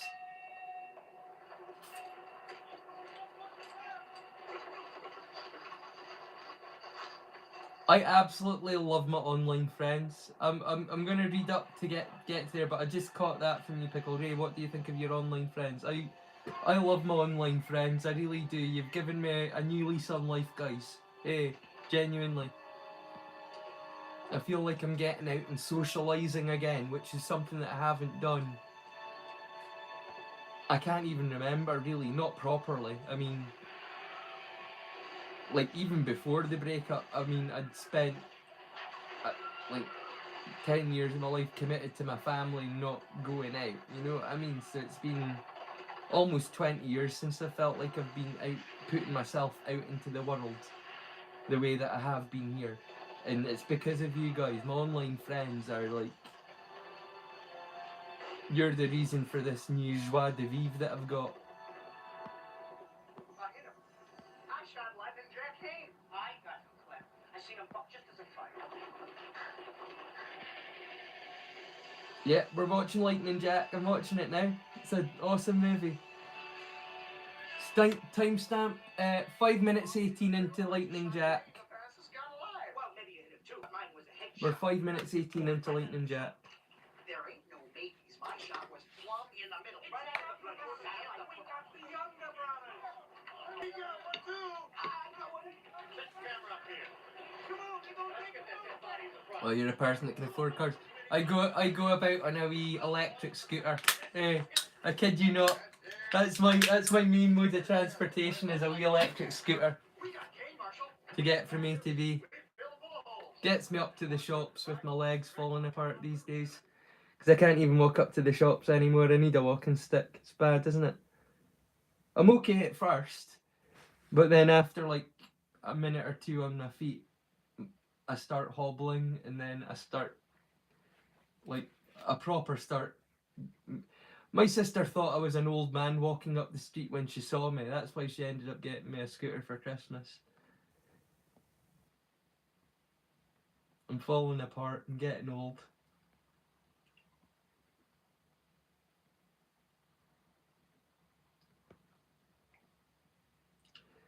Yeah, it's about to come up to 10. It's like 9:45, but it's still relatively early for a Friday evening.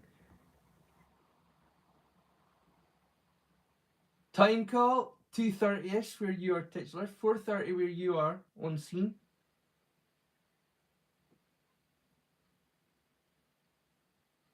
On scene. On scene. Demna. We had some fun, but we're back. Pickle. Well, can buy him a. No, like I say, don't do that. I'm looking for a car to get read that bit. I read. What do I think your online friends? Okay, right, that's me up to speed. It would be a heck of a dive, but I'd help to look. Yeah. You're 5'10" and worth the climb. I bet you are. I bet you are. Oh, that means like you're an inch taller than me. Hey, I'm only like 5'9".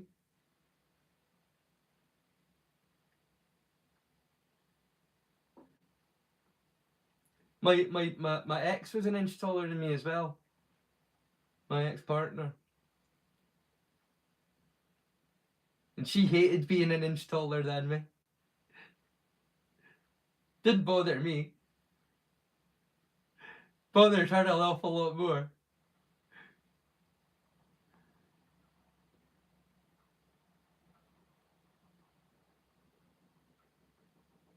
She's like, your eyes are higher than mine. It's like, yeah, but your forehead takes you up. You're an inch taller than me, hon. You can't change that. That's what you are. But she hated it. Hentai, I know that word.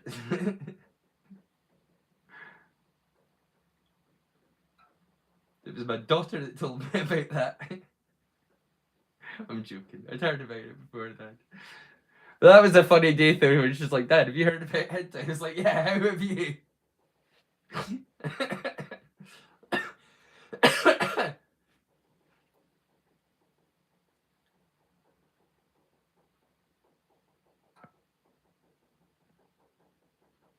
Yeah, I'm doing much better these days. Thank you, buddy. And like I say, it's because of all the friends that I've made since I started the channel. I'm feeling so much more like myself again. It's not a walking stick, it's a pimp cane. Is that what it is? I'm a gentleman, good sir. On scene. I am a gentleman. Do you not know?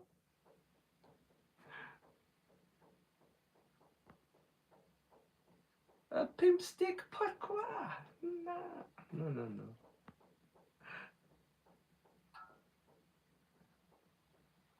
Oh, that sounds cool. A completely clear loose light cane. That sounds awesome.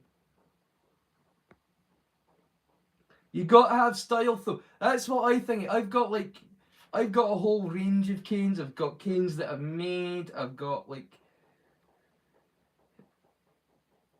canes that I can't even leave the house with because I've modified them too much. You know what I'm saying?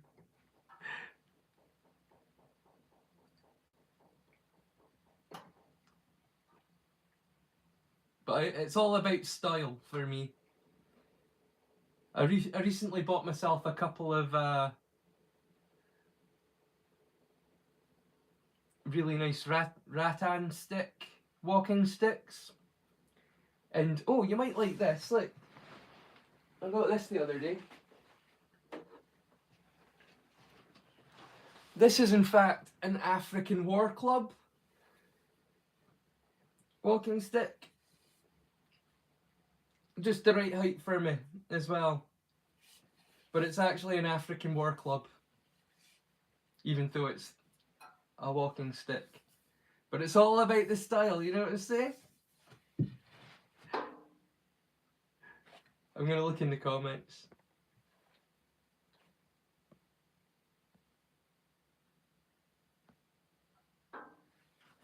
It's my pimp cane. An African pimp cane. This is an African pimp cane. This one.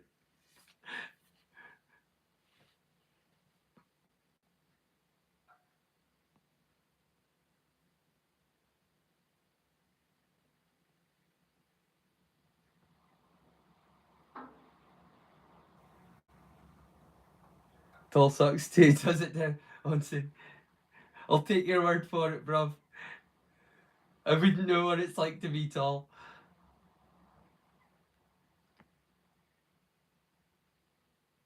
At least you're smashing something, eh, Onsen? You get what I'm saying? Smash! You smash whatever you can.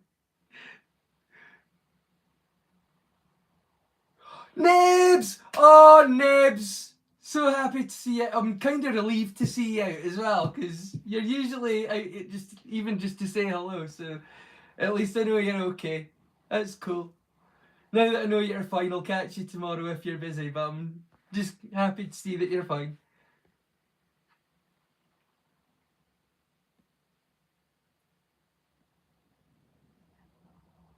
9:50. What time is it now?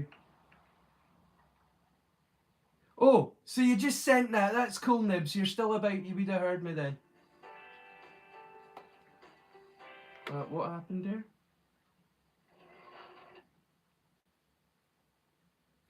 We're 12 minutes, 15 seconds into Lightning Jack.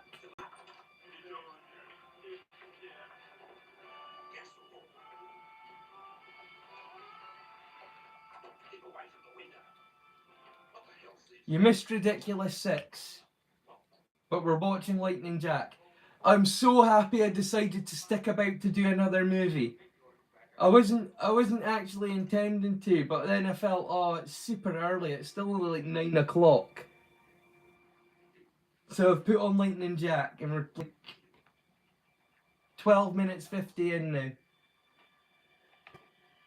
It's in the playlist. Oh yeah, that's right, you're not into westerns. Like I say, I've picked an awful lot of stuff that isn't actually, although it's western technically, like this is a comedy predominantly. You know what I mean? Lightning Jack, it's a comedy. It happens to have a western setting. And it's a super wholesome movie. It's about a deaf mute black guy played by Cuba Gooding Jr. who becomes friends with an outlaw who robs banks and has bad eyesight. It's just it's a really funny, sweet film, and it's just happens to be a western. Oh no, that's right. He's mute. He's just mute. He's not deaf. It's hear no evil, see no evil. He's deaf, and Gene Wilder is blind. Don't know why I thought he was deaf though. It's because very often they go hand in hand back in those days. Because if you were deaf, people wouldn't teach you how to speak. It's messed up, isn't it? Eh? Helen Keller got really unlucky. People have no idea. Oh, I'm missing stuff in chat. I know I am. I'm gonna catch up. Oh, Nibs is talking again. That's awesome.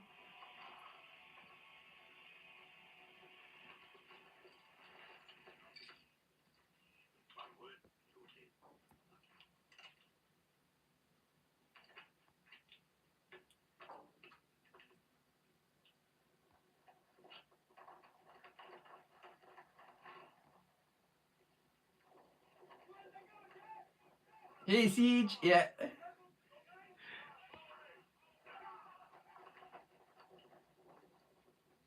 I'm gonna start calling you Siege. It's way less formal, eh?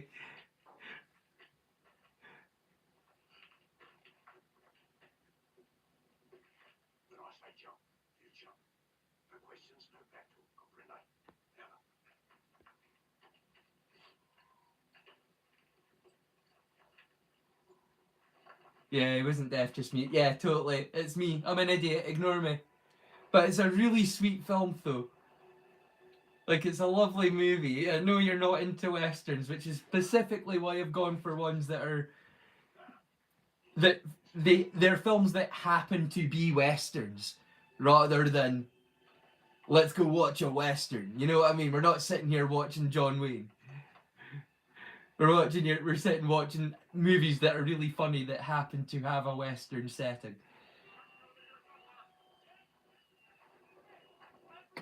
I did put a lot of thought into my playlist for you this week, Nibs, knowing that you don't like westerns.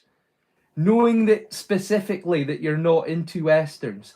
I've looked at an awful lot of like really good films that, although they're western adjacent and related to westerns, they're not like it's a hold down it down. You know what I mean? I mean, there are plenty of films like that in the playlist for people that are wanting to watch full on John Wayne, cowboys and Indians, pew pew pew kind of movies. There are plenty in the playlist for that if you want to get on your wagon train. But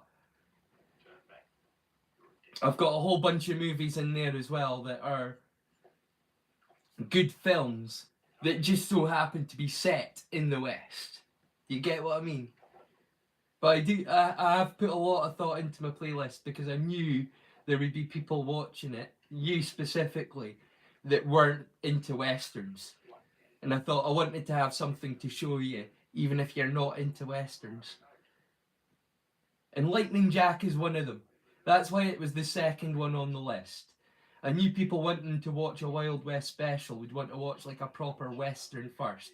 So I started out with The Unforgiven with Audrey Hepburn and Burt Lancaster. But after that one, there's Lightning Jack, and this film is just a comedy. This one is just a comedy, and it happens to be set in the West, but it's just a really funny, sweet film about two friends getting to know each other, you know?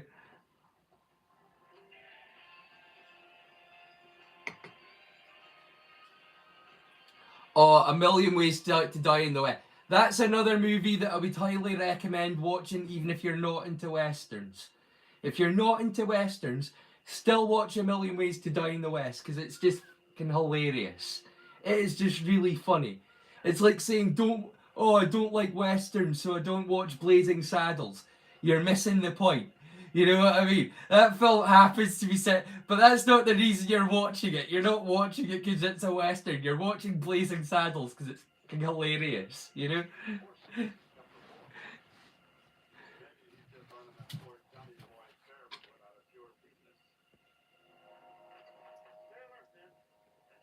Young Guns is in the playlist. I almost had Young Guns 2, but unfortunately it was in Spanish.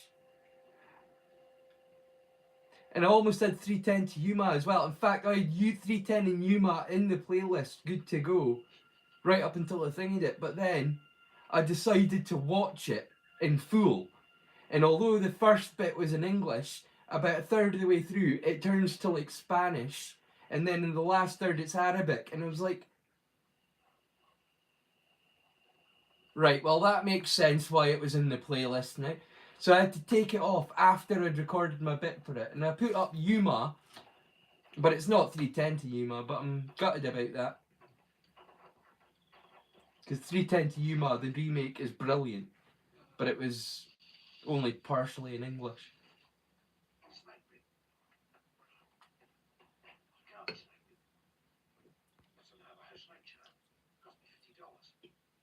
Maverick.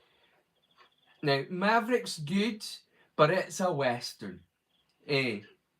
Like, it's really good, but it's like a Western comedy.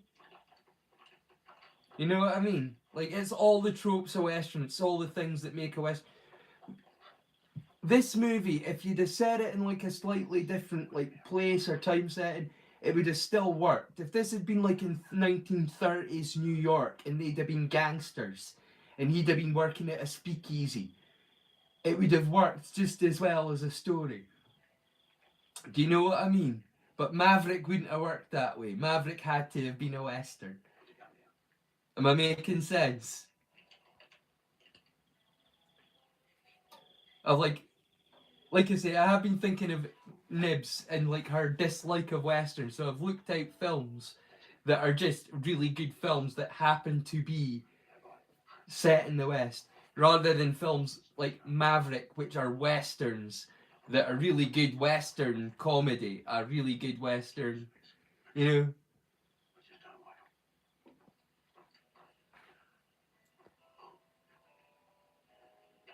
Like, this is a comedy Western, not a Western comedy, you know.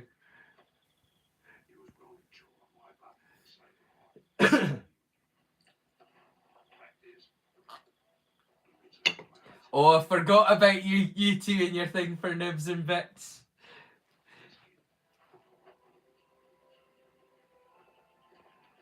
Tibs and Nips. Tips and Nips, sorry. Tips and Nips. Tits and Nips. Dearie me, the two of you, you're so rude. You're gonna get me in trouble for saying things like that. You started it, the pair of yous. Your dirty mind. Rango. Rango's a lot of fun. It's definitely a Western, though. Rango is definitely a Western, despite it being a lot of fun. The Django as well. It's a brilliant film, but it's definitely a western. I wouldn't recommend it to Nibs because it's a western, and I know she doesn't like westerns. So I've been looking at films that I could recommend to Nibs that are westerns because they're not westerns. You know what I mean? They happen to be set in the West during a certain period of time, but if you'd have taken those films out of that period of time into any other, they'd have been really good films. Do you know what I mean? And Lightning Jack is like that.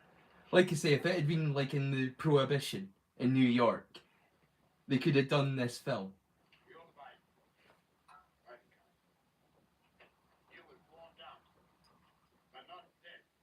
He was born dumb, but not deaf. Yeah, I get it now. Sorry, mate.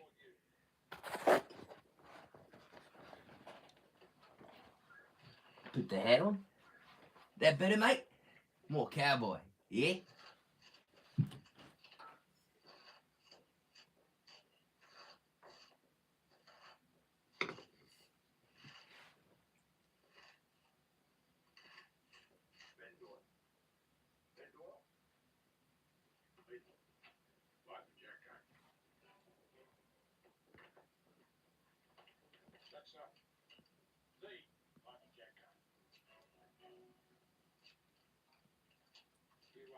Oh, I told you it was good. Yeah, it is. It's a fun one, isn't it? It's a Paul Hogan movie with Cuba Gooding Jr. Before he let his arrogance get to him, which stopped him getting any work. Poor guy. You learn some lessons the hard way, don't you? Hey.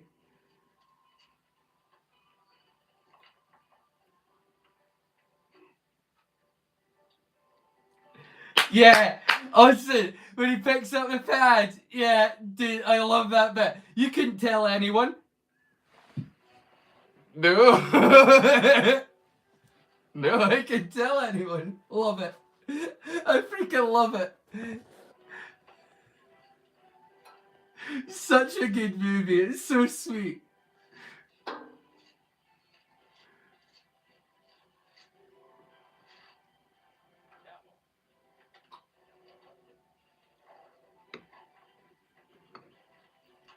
He's teaching him to come soon.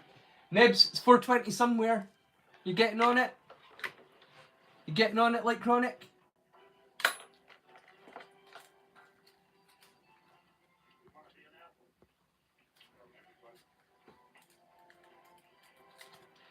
Jesus, do you want to know something?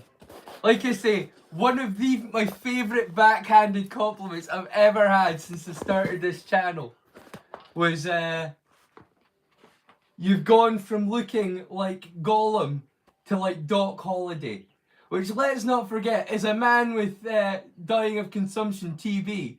He's super pale and coughing up blood. He doesn't look great, but he looks a hell of a lot cooler than Gollum does. And it was one of by far my favourite backhanded compliment that I've had since I've started this channel. Is, dude, you've gone from looking like Gollum to Doc Holliday. I was like, fucking sick. Yeah, that's awesome. I'll take that one. I like Doc Holliday.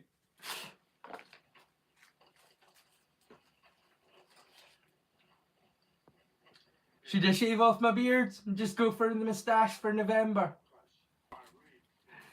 Have just a mo for a bro.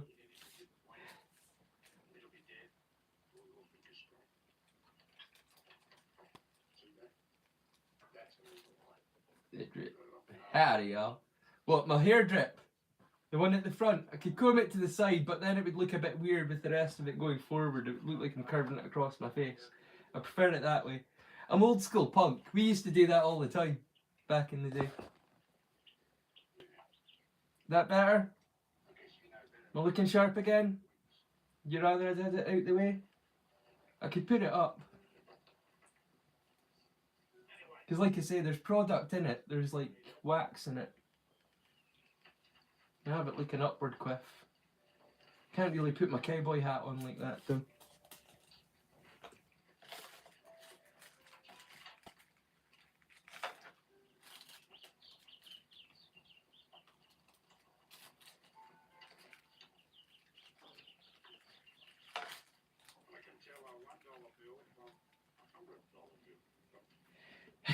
You know, Pickle, you're 17, my man. If you started growing at the start of the year, you wouldn't be there by November. I'm sorry to tell you, buddy. You might have a strong wind that blows it off your face or something. You'd have no luck. At 17. I'm taking the piss. For all I know, you could be one of those 17s. There was a guy called Sandy when I was a boy, and honestly, it was horrifying going into the showers with him, because when we were wee boys, like 9 or 10 years old, we'd go in and it would be like walking into the shower with a fully grown adult man. You know, pubes and all. There was just something up with that boy. His hormones kicked in so early, that guy. And he was like massive, towered like 2-3 foot taller than all the rest of us. And it was like a man walking into the shower with us during swimming lessons and stuff.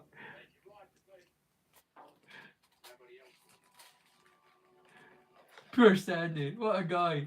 He was a really lovely guy as well, but he was so far advanced over, like, by far the first to bloom by like 3 years.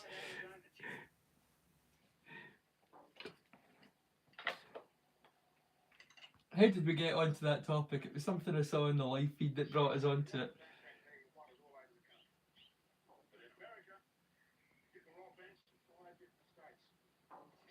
Drip means you're wearing cool things. Oh, I thought you were talking about it. I'm old and I'm out in the middle of nowhere. Sorry. I learned what a clanker was the other day. And I learned what res was. I'm learning. I'm picking things up as I go.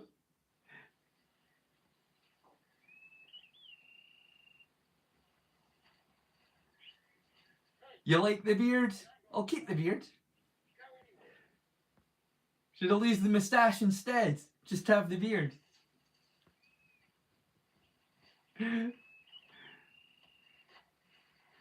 Dude, when you were 17, you could have passed for Chewbacca. Dude, you and Sandy would have gotten on fine, eh, man? You would have been great, the two of you. Like, big bushy hair on his chest when he was like 13.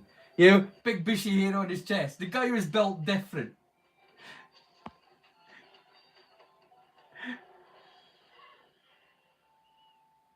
You had a girl like that with a big hairy chest.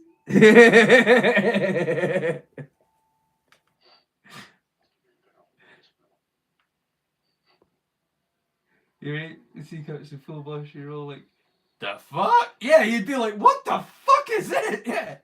Why is there an adult in class with us? What's going on?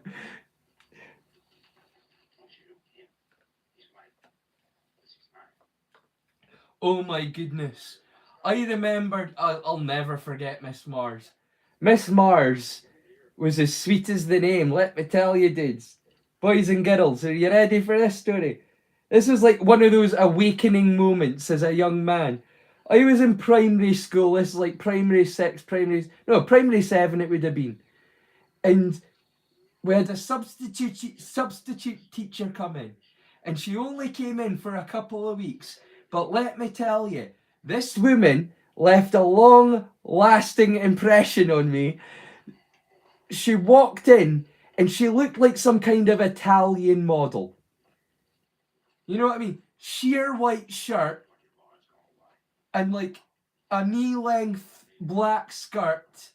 White shirt, sheer see-through. You could see like a bra through it. What a stunning, beautiful, beautiful woman. Legs that went on for miles. And wow, like, I've always had a thing about older women, and I think it might be because of Miss Mar. Hey.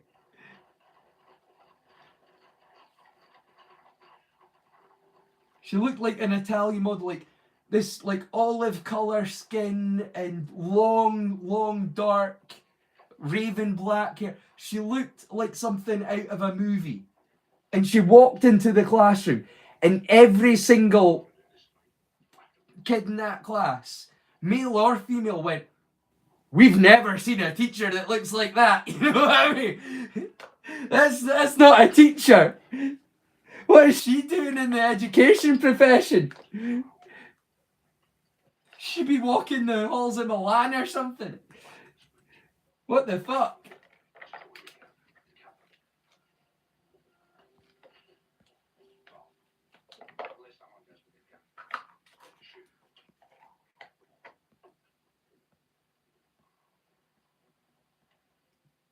Kibs and bits. Nips and tits. You guys are awful. You're terrible. Kibbles and bits. I'm gonna stick to kibbles and bits if that's okay. With you two. Degenerates. When the two of you are together. What a pair. Gee whiz.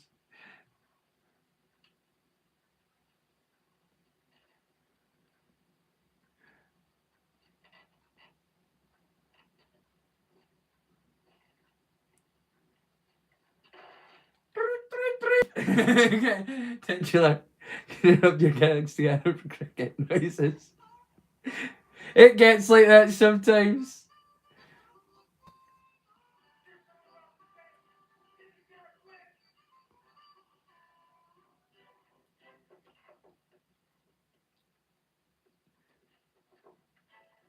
The Italian stallion. People forget how he got that name. Or some people forget how he got that name. The Italian stallion. How many of you know how Sylvester Stallone started his film career? Hey, hey. For those of you that know.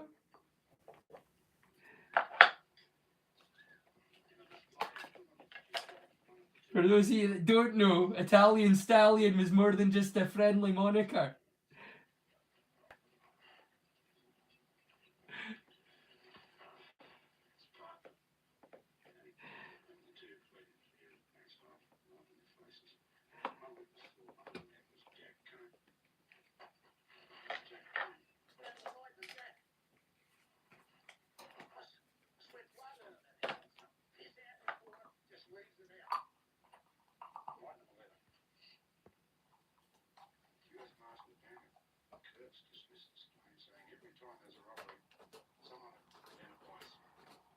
Yeah, you and Demna and Nibs and Siege are both quite the pairs.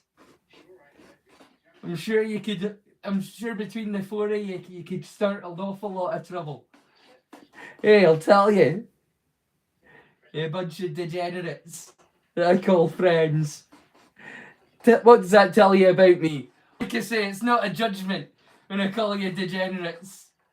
It's more like one of us, gobble gobble, gobble gobble. It's more like that kind of thing. Hang on, stuff is happening in chat that I'm missing. I know there is. Yeah, Italian Stallion. Yeah, it's not just a friendly moniker for those of you that don't know how he started his career. Sylvester Stallone. It wasn't as an action star, or at least not that kind of action. You know what I'm saying? Hey, nudge, nudge.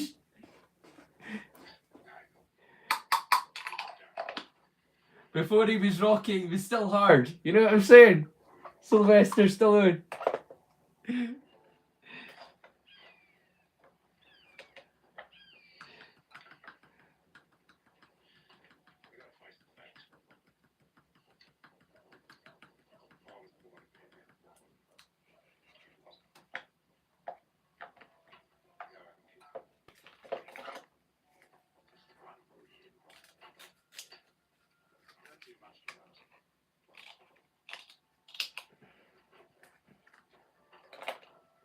Death Ray 2000 is a total fucking classic. With oh god, what's his name? Kung Fu hung himself in a cupboard. Autoerotic asphyxiation. What's his? I hate that. That's like where my head goes to when I try and remember his name. Kill Bill. Oh come on, help me, folks. What's his name? It'll come back to me in a second. It's just gone out of my head. I'm gonna look it up because.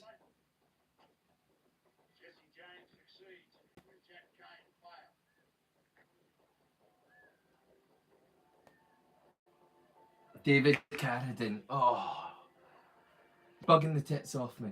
I should have just looked up David Carradine. Yeah.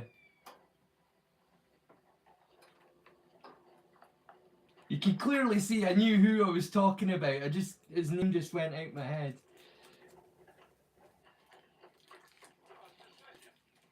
Johnny Sins, not on scenes.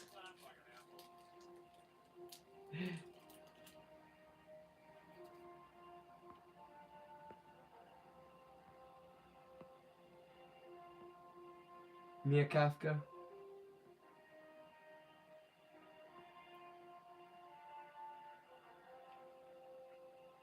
Yeah, it's your fibromyalgia too. Oh, hun. It's gotta suck. I don't know what to say. I think about you often, you know, eh? Just wonder how you're doing today.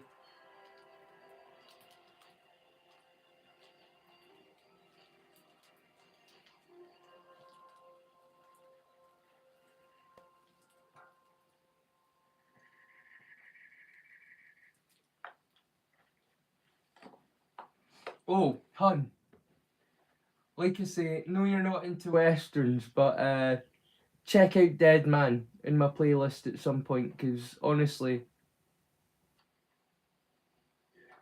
Sheriff of Fractured Jaw is really good as well. Eh. I'm trying to think of the ones in my playlist that I would like for you to watch, even though that you're not into westerns, because they're just good movies. They're good, wholesome, fun movies that make you feel good after you've watched them. You know.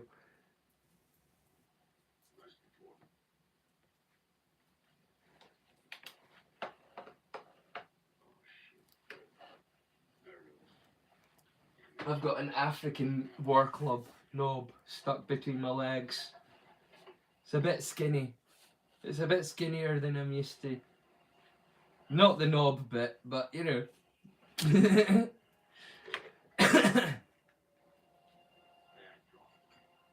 It's a funny fucking movie, this, isn't it? Isn't this one a funny film? It makes me laugh too. Paul Hogan is just so funny in this. By far his best film after Crocodile Dundee.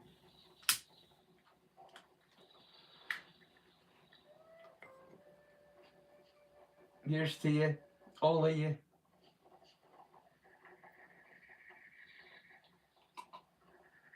I hope you all know how much you mean to me, folks. Yeah. Each one of you is a friend.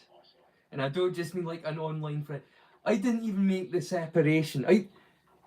I kind of think of it as pen pals on speed. Eh? You know what I mean? Back in my day, we had pen pals for me to speak to folk like yourself across the world. If I wanted to talk to somebody in Ireland or I wanted to talk to somebody in America, I would write a letter, and about a month later, I might hear back. Eh?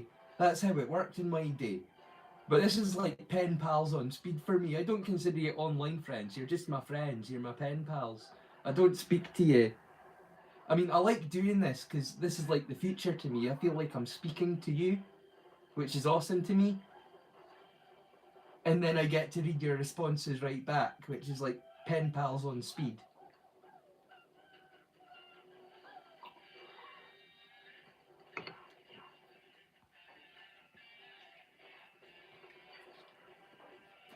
Yeah, I've got an African knob stuck between my legs that's a bit skinnier than I'm used to, although the knob end is thicker. Is that enough? Is that enough pun for you to get along with? Enough double entendre? Should we break out the Carry On films at some point? Oh, matron!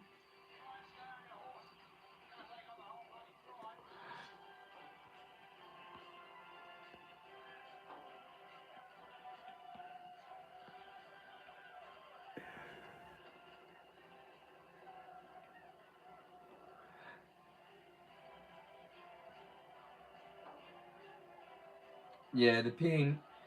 Do you want to know some? I haven't had like the non-stop pain that either of you have had to deal with, but I have had to deal with my fair share of pain in my life, like physical pain. I won't go into details because you don't need to know, but uh, it would just depress you.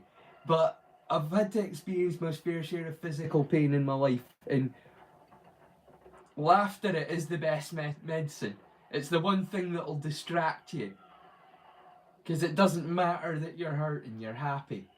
And I think people don't understand what a big thing that is, to just be able to feel happy when all you do is feel pain all the time, and it can drag you. It can drag you so down into a hole of depression, the pain. And so laughter, and like actual genuine laughter where you feel happy, it is the best medicine. It's because at that point, it's just for a briefest second you can forget that that's the one thing that takes over your whole life.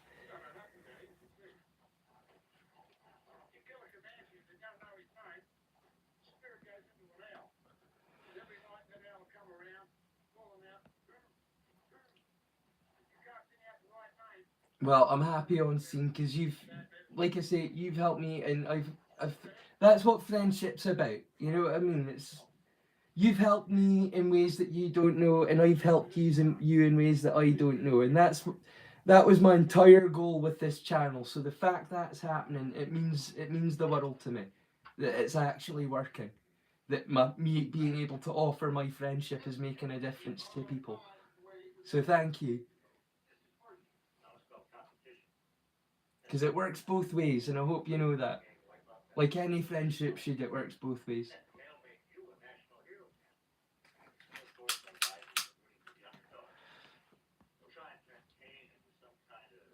Yeah, I'm used to much thicker African knobs. Yeah, exactly.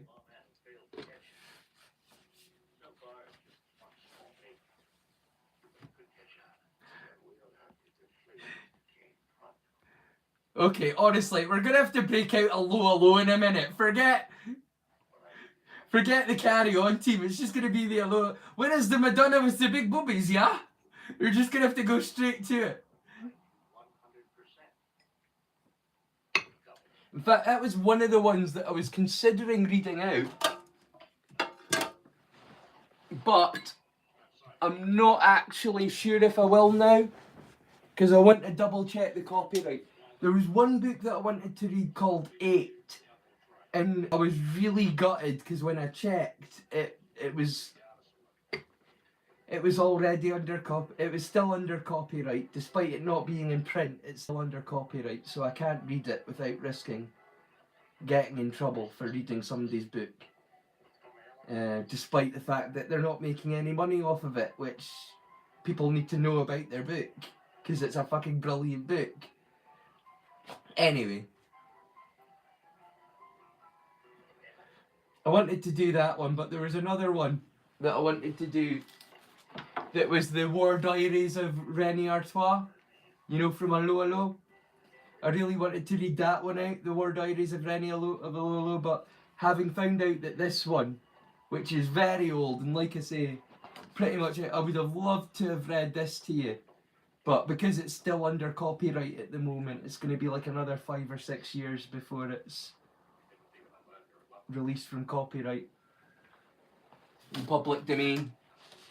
But it's an awesome book.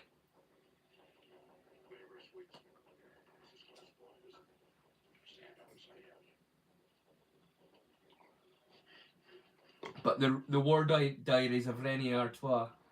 In fact, I know you know what I'm talking about, because I saw one of you put up an Allo post where he was like, "Good morning." The French policeman that's actually a Britishman with a bad French accent. Good morning.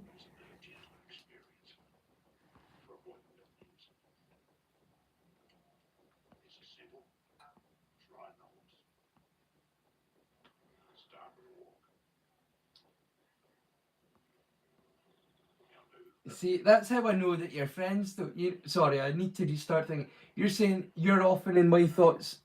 Yeah, you are also often in my thoughts. A lot of you are in my thoughts. Yeah, I get that. It's because we're friends at this point. That's what happens when you care about somebody. You think about them. It's funny, isn't it? That's why I'm saying I don't consider you online friends. You're my friends that I've happened to have met through the internet. You know what I mean? I'm too old to think of it that way. There's a difference, a separation between my real life friends who are few and far between these days, and my online friends, which now make up probably more than half of my social circles these days in the last 4 months.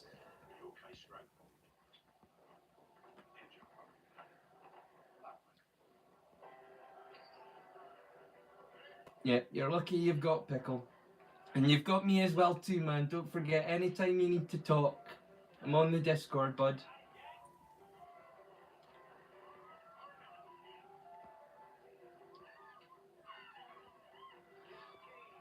You see, Nibs is thinking about you too. Yeah, you think about each other. It's the way that friendship works, eh?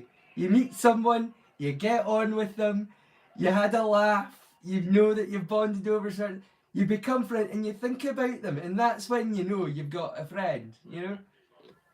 When you've got no reason to think of them other than that you like them, you know? And they make you happy. And you all make me happy. And I hope that I make you happy, and the fact that you're getting to meet each other through me makes you happy that you're getting to meet each other as well, because you're all such lovely people, so we need to look out for each other in this world, don't we? You know? The good ones.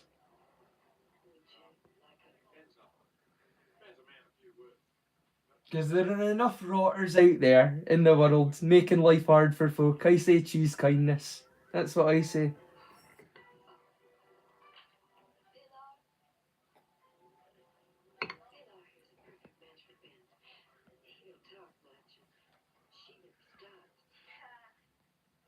No, actually, on scene you are. I'm afraid to tell you, you are. You're in my thoughts. Because I can tell. We can smell our own. You have rough days, and I know it. So I think about you too, man. I can tell you, and after tonight, I can tell you've been burned in similar ways that I have. It's all about finding the connections, in life. Finding people that you relate to, and finding the connections with people that you don't relate to as well. People that annoy the tits off of you. I put up a thing and I realised I'd put up a spelling mistake. Instead of writing always, I write always. And I fucking hate my dyslexia. I'm messing up my shorts. Almost took down one of my favourite shorts that got well over 1,000 views because it said curious with an E at the end. And I decided to leave it because it was for like the Kung Fu special on a Chinese background. And I thought there's a special kind of irony funny on a Chinese background having curious spelled wrong. Because if anybody's ever read any instructions from China, you know it's always spelled wrong. So I didn't mind leaving it as kind of like a little in joke that curious was spelt with an E. But I almost took down one of my favourite shirts that I'd made that week to advertise the channel because I spelled it wrong because I'm a numpty.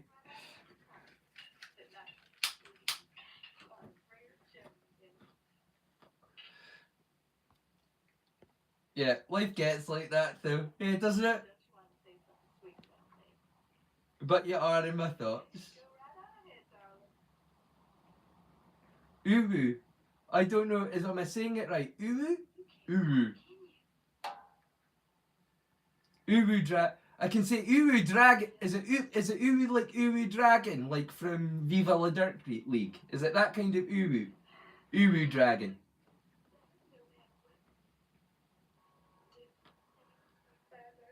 Because that's the only thing that I know Uwu from is Uwu Dragon from Viva La Dirt League. That's the only time that I've heard anything that sounds like UWU. Is it Uwu Dragon? I keep saying dragon because that's the only context that I've ever heard it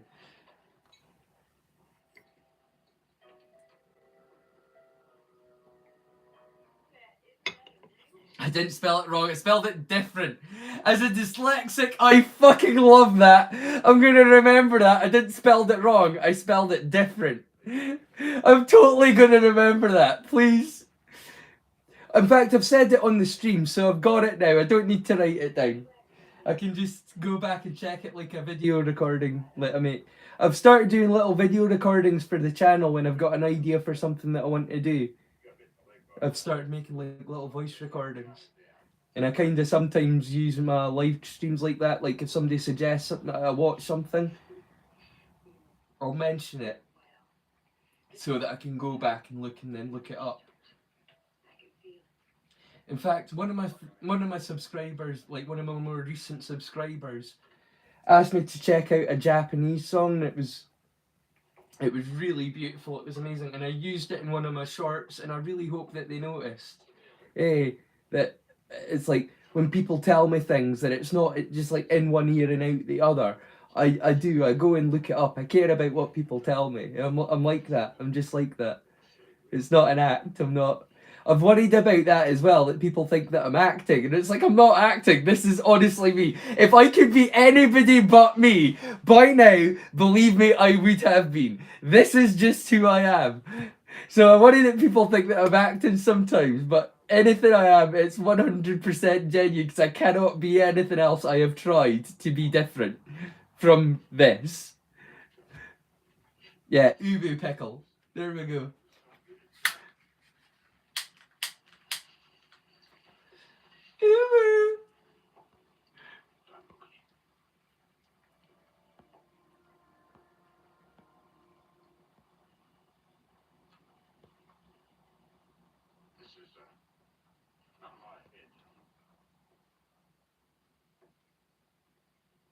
I live to plan and live in the funny papers until he put me in the obituaries.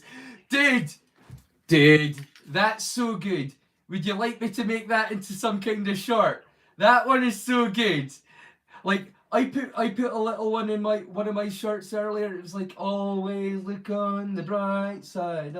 In that short, I had the Curious World of MrRay crematorium, and the sign at the bottom was all men are cremated equal.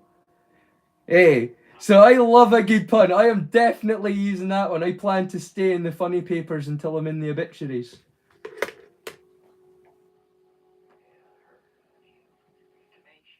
I'm gonna make a little short for that, because I love that expression. That's a good one, brother. I'm gonna make that one. I'm gonna try and make that one a thing for you.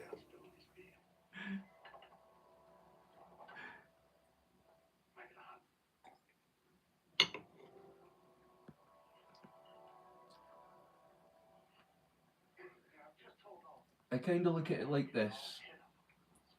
If someone understands you, the correction isn't necessary. Like you spell history and history for some reason it just be in my 20s. You want to know some titular? You're actually really, you're onto something there. You're right. I like to correct myself a lot because I have a real fear of being misunderstood. Like one of my built-in things from my lack of ability to communicate as a young person. I had a lisp, I had a stutter, and I had a really strong Scottish accent. And between these things, there were only so many people that understood anything that I was trying to communicate to them. Like how Cuba Gooding Jr. feels in this film. I can relate to that. Because until I was about three or four, I had real trouble communicating anything to anybody. And even after that, there were quite a few years where I still really struggled to communicate my thoughts clearly. So I often correct myself because it's one of my deep-rooted, built-in fears that I am understood. So that's why I do it. Please don't take it personally at all. It's just a thing about me, about a fear of that I have done something wrong to communicate how I feel properly. Do you know what I mean? Like it's like my fault if somebody misunderstands me and that I feel like I need to clarify. If I feel I need to clarify, it's not because I don't feel you understand, it's because I feel that I've made a mistake in my ability to express myself eloquently. which is why now I'm prone to bouts of loquacious elation like this.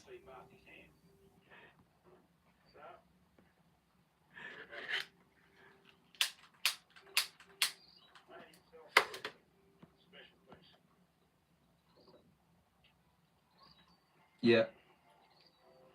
And if it can't be you, be Nibs. Yeah. Siege, that's fucking hilarious. Siege, you're so funny. And if you can't be you, be Nibs. Yeah.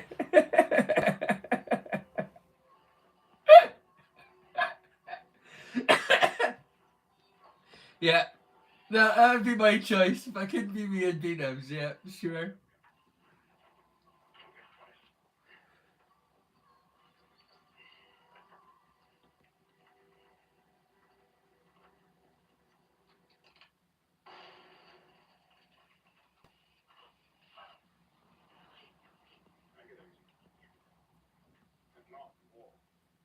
Yeah, that's really good. I want to make a short about that. I'm gonna make that one a thing for you, buddy. That one's hilarious. I've actually got a few good ones that I've just not had the confidence to use yet, but I'm gonna use them in the future. Because, like I say, that's what I'm kind of using the shorts for. It's just to get a general sense of myself, like who I am, like my kind of weird, quirky sense of humor in my weird brain. If those kind of shorts draw you in, you won't be disappointed by me, because that's like me that I'm putting myself out there. My love for Monty Python, my love for weird and obscure stuff. We're gonna see a lot more Halloween stuff in the next few weeks. I've been working on a lot of fun Halloween stuff for my shorts.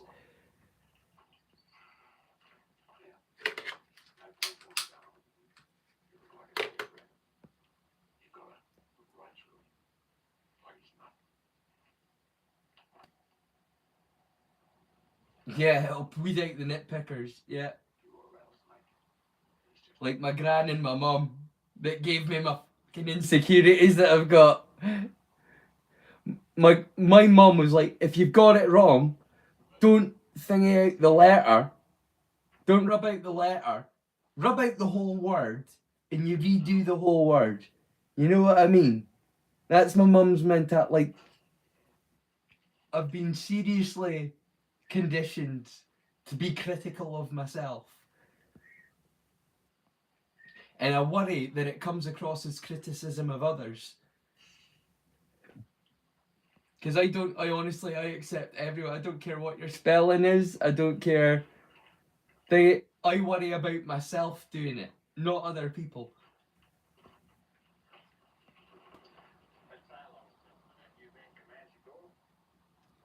I plan to live life like I live in the funny papers until they put me in the obituaries. I freaking love that one. I really do. That's so good. I'm gonna live my life in the funny papers until I live in the obituaries. It's reminded me of a few of mine. Like I said, I need to start having a bit more confidence in myself and putting some of my own funny thoughts, quotes out.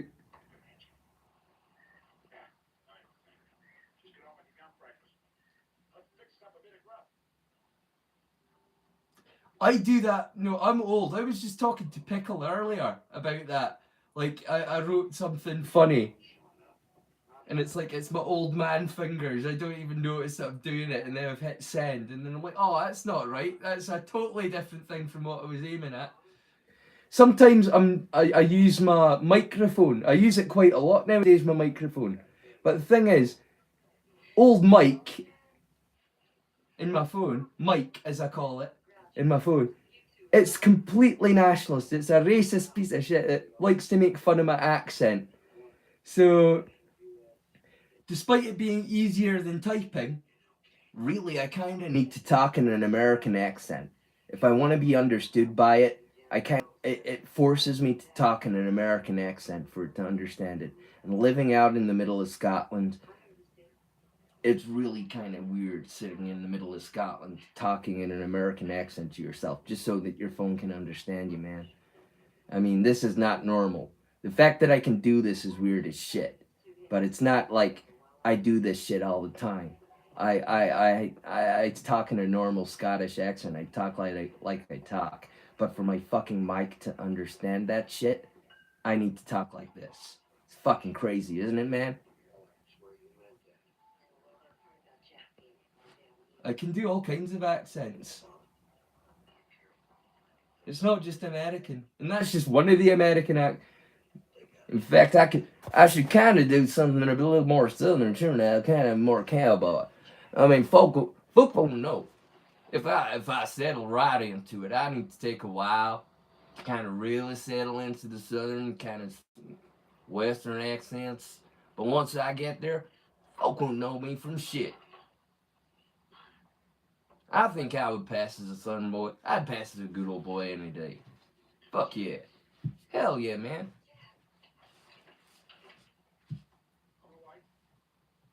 What do you think? You think they would think? You think they would think I was a cowboy? Maybe they'd wonder what kind of era I came from. I don't know.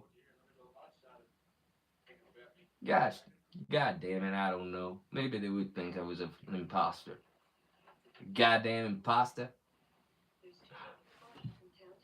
But no, that's not how I actually speak in real life. This is really me. I'm not faking. I'm a Scottish guy out in the middle of Scotland. I just do I can do accents. I'm a natural mimic. I've been thinking about trying to get into voice work.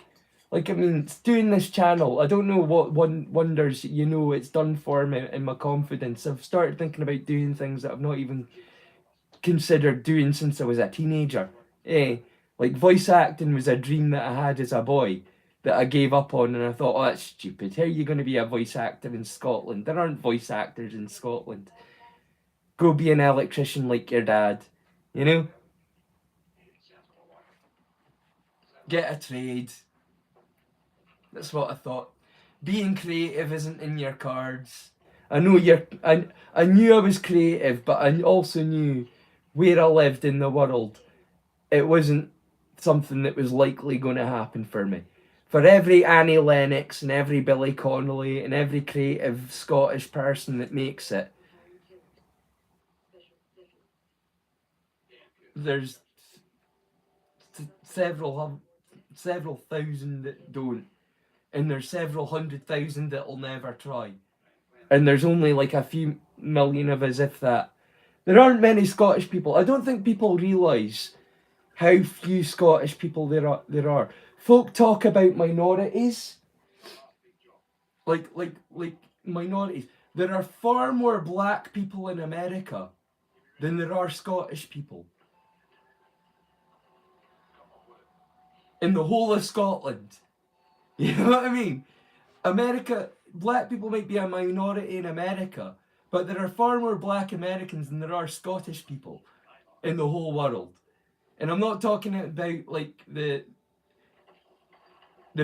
plastic Scottish from Canada and America that moved it. I'm talking about people that are Scottish as a nationality, not just as a race, but as a nationality.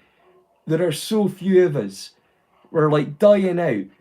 There's been the Highland clearances, and there's been 2 world wars that have pretty much killed Scotland's chances as for having a long-term future. Unless we get genetic influx from the outside world, the Scottish people as a race will die within a few thousand years, because there just isn't enough genetic diversity to fully support. People don't understand how few Scottish people there are. More than 80% of Scotland is completely uninhabited.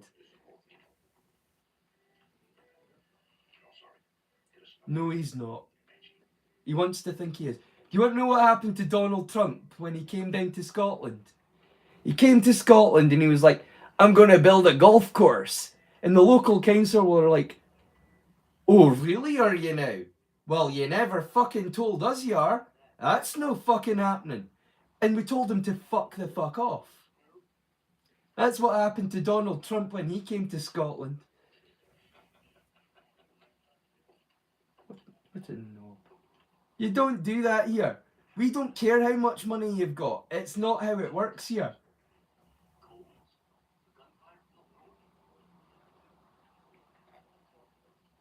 The English have done a good enough job at maintaining the countryside by getting rid of the population.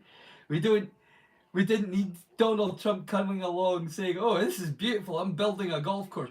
Oh, you're building a golf course. You do realize that this isn't like the country you can own. This is Scotland. If you want it, you're going to need to ask us for permission, and we're not giving it to you because you're a knob. If he'd have come in nice and he was like, I would really very much like to build a golf course. Would that be okay? We might have said yes, but it was the fact he was like, oh, I'm building a golf course here. Like it was in all the papers. Donald Trump announces golf course. And the local council were like, did you approve this? I didn't approve that. I didn't approve it. Where's he getting this from? What? It was quite a thing when he came to Scotland. He wasn't really, the way that he went about doing things wasn't really appreciated here. I have no horse in the race when it comes to Trump. As far as I'm concerned, he's a novelty businessman that happens to become the president. It's sort of like when Ronald Reagan became president. He was like an actor. That's all he was. Ronald Reagan, he was an actor. And that's what people knew him for. He was in westerns. I should have put a Ronald Reagan western in this week, shouldn't I? Hey. But that's all Ronald. He was just not. For me, Trump is just another one of those novelty American presidents that was like a businessman that it's like, oh, okay, that's an interesting choice. But I've got no horse in the race. I don't care. I just stand back from the sidelines and laugh. You know what I'm saying? Until he starts dropping the nukes, I'm fine, and nobody will let him do that. Hopefully.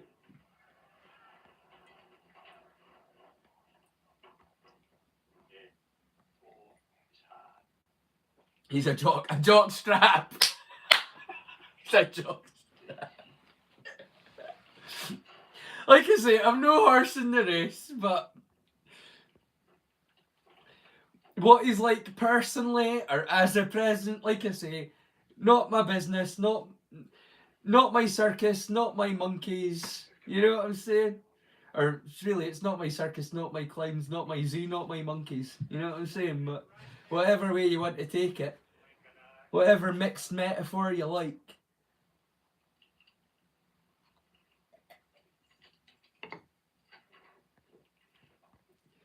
I just find it interesting purely academically.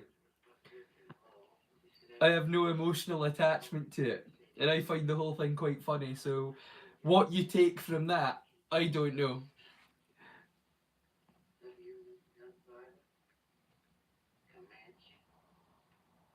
You do mind your accent. What kind of accent do you have on scene? Oh my man, that must be weird having like a redneck accent with a name like Onsin. Because it seems quite European, you know, it seems very French. Onsin. Like Onsino. Ah, Onsin. Sherano. You know, like that kind of. It requires like a certain eloquence and a certain genteel quality to properly pronounce certain French names. In redneck names, it's all like Billy Bob, Joe Bill. You know what I mean? It doesn't feel like it lends itself to on scene. You know? Hey, on scene. I don't know how that would even sound. That's interesting to me, buddy. I wish I could hear your voice just so I could know now. You've got me more and more interested in you, buddy.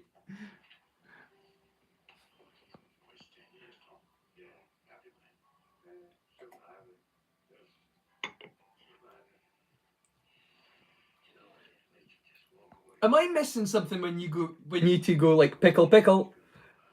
It's definitely some kind of in joke between you two that I'm missing out on.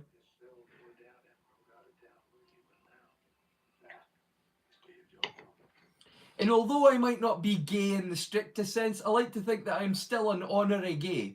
I was made an honorary gay by all my gay friends years ago. And so I hope that honorary gay status still lingers. And if I'm being left out on some kind of joke because I'm a straight dude, I'd be most upset.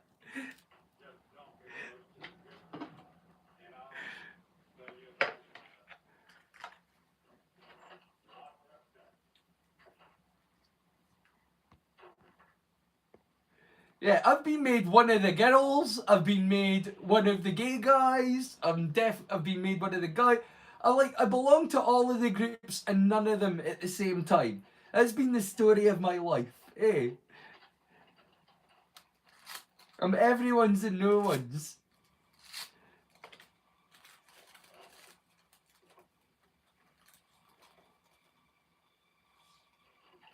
Honorary gay status. Yay! Thank you. I'm honoured. Thank you. Because it's a whole new generation now. The last time I had the honorary gay status was like probably about 20 years ago. Almost. Coming up to 18, maybe. Who's counting? Counting mean nothing because I'm counting no ways. Now you shouldn't be there. Now you shouldn't be scared. I'm good at repairs and I'm under a snare. Intangible. Bet you didn't think, but I command you to. Panoramic view. Yeah, I'll make you all manageable. Pick and choose different chicks and dudes, different drapes and crews. Oh, I've got a few likes. Thank you. I've just noticed I've got like 8 likes. Thank you. Everyone. Because it can't just be my mates that are doing it. It must be other people. I don't ever ask. It's not something I feel comfortable doing, but when I see it happening, it's nice because it lets me know that people are enjoying what I'm doing or liking what I'm doing, if you like. Suppose that's why they call them likes. Oh, 9. I've only got 8. I can only see 8, but well, only. I say only, but that's heaps to me. It means that 8 people have enjoyed it. That's why I did that short. I did a short a wee while ago, and it was a wee sound clip. It's like, why do you keep doing it if you only get 5 likes? And it's like, well, it's 5 likes that means that it's made an influence with 5 people, and that's important. It is to me. Every single person that I feel like I've made a connection with, or that I've maybe helped out with a rough day or distracted them from whatever with one of my silly shorts or one of my videos or a movie in my playlist that they hadn't seen before. Anytime that I feel like I do, it makes a difference to me. It's not about like massive changes in the world. It's about individuals to me. Is that making sense? Am I making sense or am I just drinking too much? Drunk doesn't lie. Hey, that's one of the westerns I was watching the other day. I've been watching a lot of westerns. It's like, shut up, you're drunk. And she's like, drunk doesn't lie. Well, drunk doesn't lie.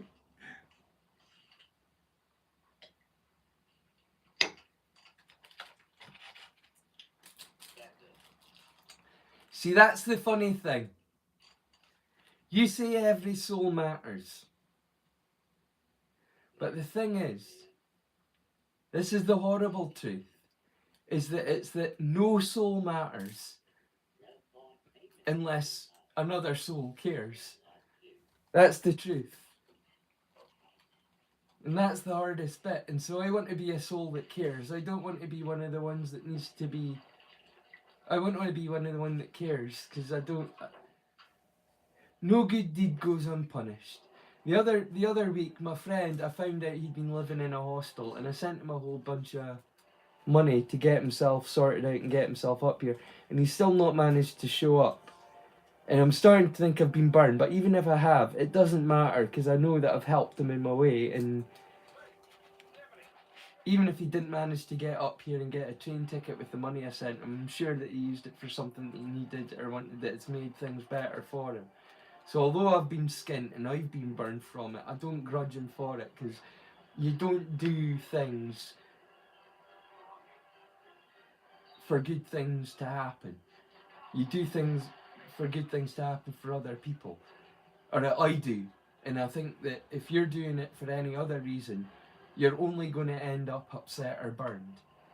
Am I making sense? I'm drinking too much and I'm definitely talking too much. Back on with the silly fun movie. What the fuck? What's wrong with me? Why do I get so serious? Hey. I'm gonna look at the chats and hope that they're more fun than I've been.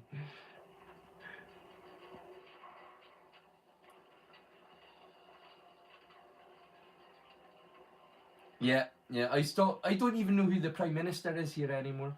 I honestly don't. Pickaxe. Yeah. Chicken leg. Pickle. Gay flag. Pickaxe people. Bring a pickaxe to people. That might be homicide. Homicide. I believe in homicide. Oh, I've just got 9 likes. Thank you.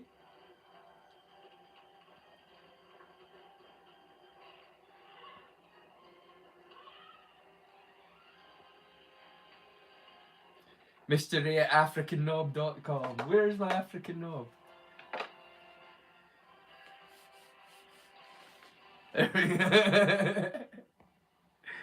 Give my African knob a rub.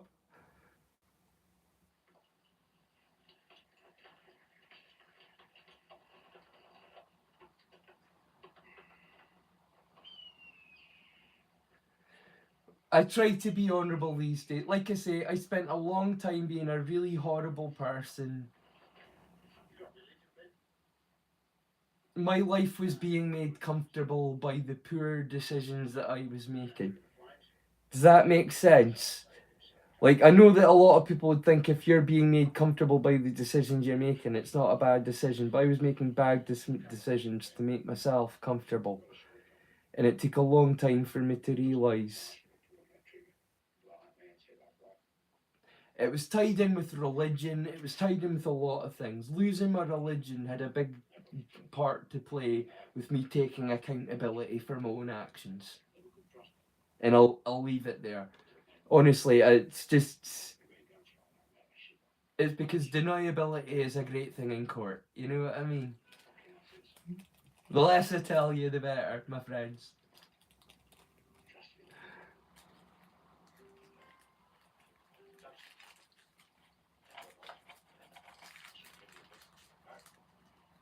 But I like to think that I'm a much better person now. Despite having done things that may be considered unforgivable, I'm a much better person now, having learned the lessons hard. A lesson learned hard is a lesson learned well, as my father used to say. Or all still does.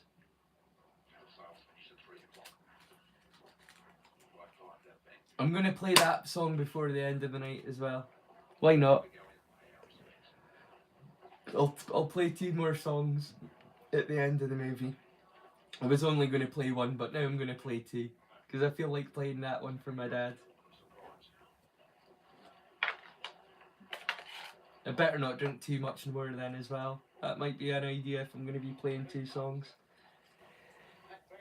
Because playing pissed, it's never as good. I know I'm not.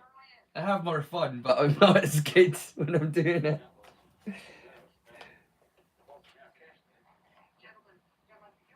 Are people, like, outside of, like, the likes of...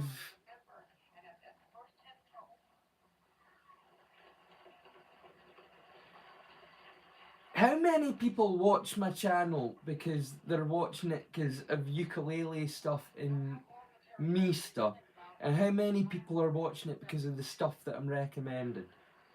Because I'm really hoping that a lot of people watch it because of what I'm recommending. And the people that are watching it because of me, I want to make friends with them. But I want to, like, do others. Do you know what I mean? Like, I want to achieve a few things with the channel now. It's weird how things are going. Like, there's always been the primary goal of making friends, and that's why I thingied it. But I felt like I can achieve more, and I want to, like, tell people about awesome movies and stuff that they might not know about or might not see that are available for free on YouTube, which you can't get an easier way to access something, let's face it. It doesn't cost you anything, it doesn't, you know what I mean? YouTube's YouTube.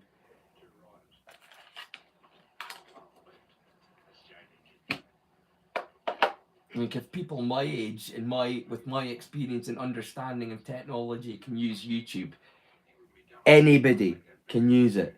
You don't need to understand how to use streaming sites to use YouTube. You don't need to understand how to do copy and pasting links. That's something that's relatively new to me. Copying and pasting links. When I say I'm like Encino Man, I'm not kidding. I have kept myself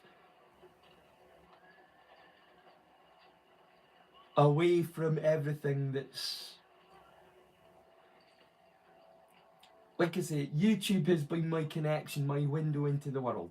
And it's only been the things that I've specifically looked and searched for that I'm interested in that I'll watch. And occasionally I'll find out bits of knowledge about the world that make me worry or make me go, ooh. And I'm just like, it just makes me more determined to ignore it all. And just focus on cartoons and silliness and more recently making friends. You know?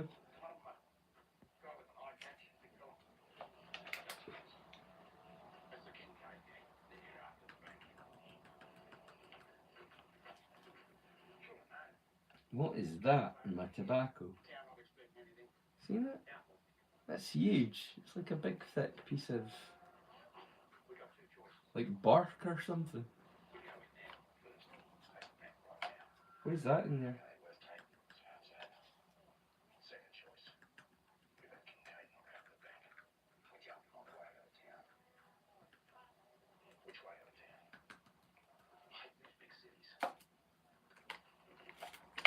By the way, I'm going to show you something.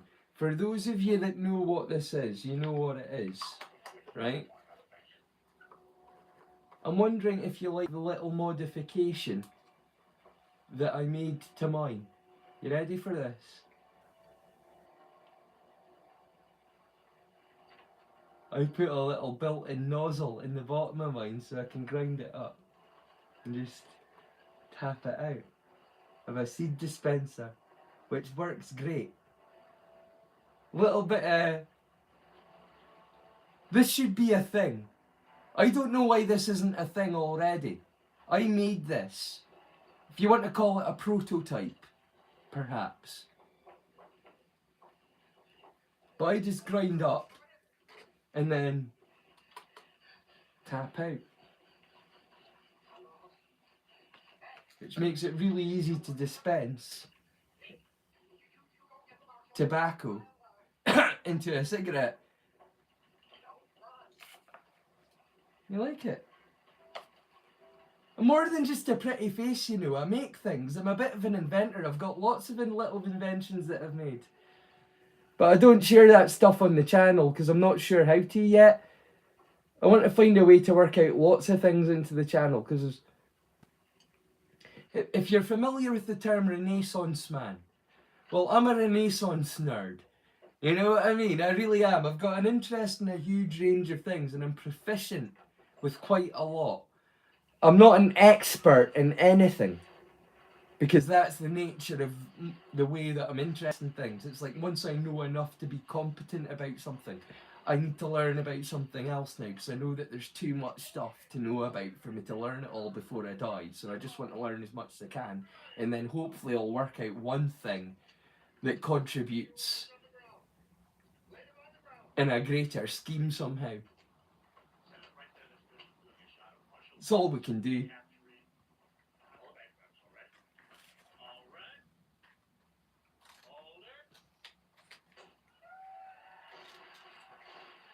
I know I'm no Einstein, but it's not always geniuses that make the big differences in the world.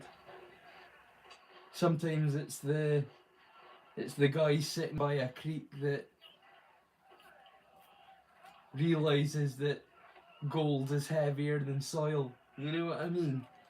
It's not always the genius that works it out. Sometimes it's the person that's in the practical situation that works it out. Because at the end of the day, necessity is the mother of invention. You know?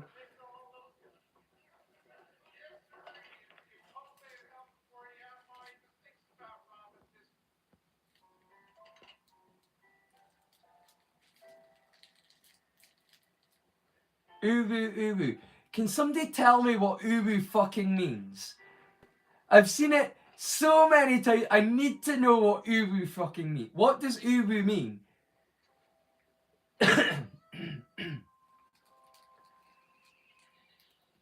It's the Strange Bedfellow. You've been watching Limmy Show. Please tell me that's why you did that reference. Did you watch the Limmy Show episode that I did? Strange Bedfellows?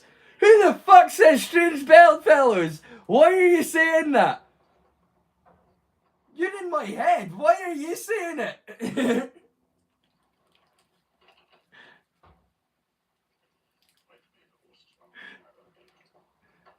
Is that why you're saying Strange Bed? Did you watch the Limmy Show on my channel when I did the Limmy Show as a suggestion in one of my playlists? I think that might have been episode 1 even. Like my first proper episode before I was doing like an upload on Friday of like a full playlist of things. I need to stop calling it an episode. Don't I, guys and gals?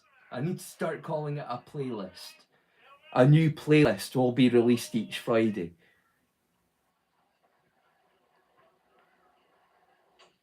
I really need to stop calling it an episode because I think of it in my head as an episode, but it's not an episode because I can't do editing. What it is a playlist, and I need to start calling it a playlist, don't I?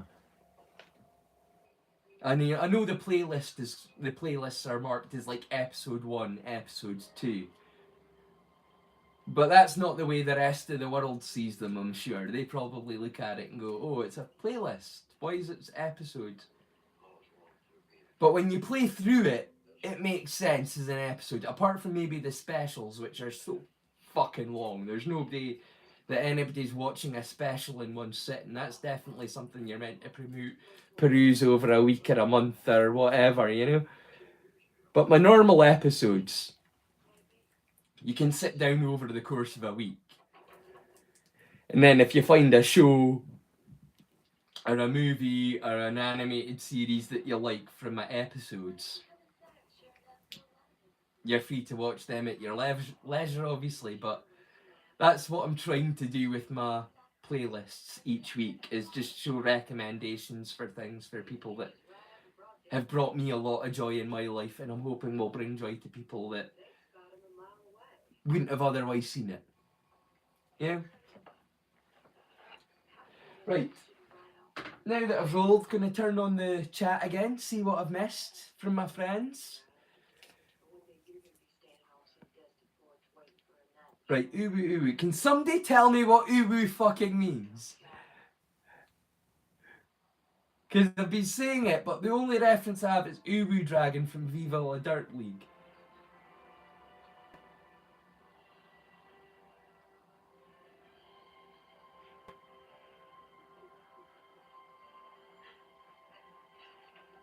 Call it what you like, it's your channel. I suppose, but what would be easiest for folk to understand you though? Like I say, my fear of being misunderstood is horrible. And although I'm saying an episode, because that's how I'm kind of putting the playlist together, is like an episode. Each playlist is like an episode. When I say an episode, people are probably looking for a video that is an episode. But all my videos are just like the unedited parts of the episode. Does that make sense? I'm sure it does. I've explained that well enough.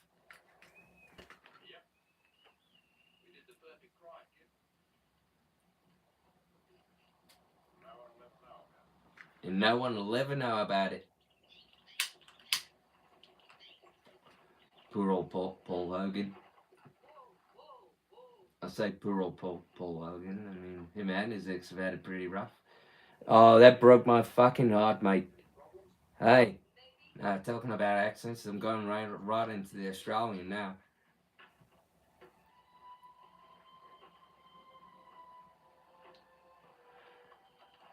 Yeah, I know. It's a broken-hearted thing, Nibs. Yeah, it's my mum in my head. What can I say? My constant need to apologise for myself, my fear of being misunderstood. That's why I do it to this day. You're saying I can put it to bed, but I'm 43, I think. Yeah, 82. I was born, so 43.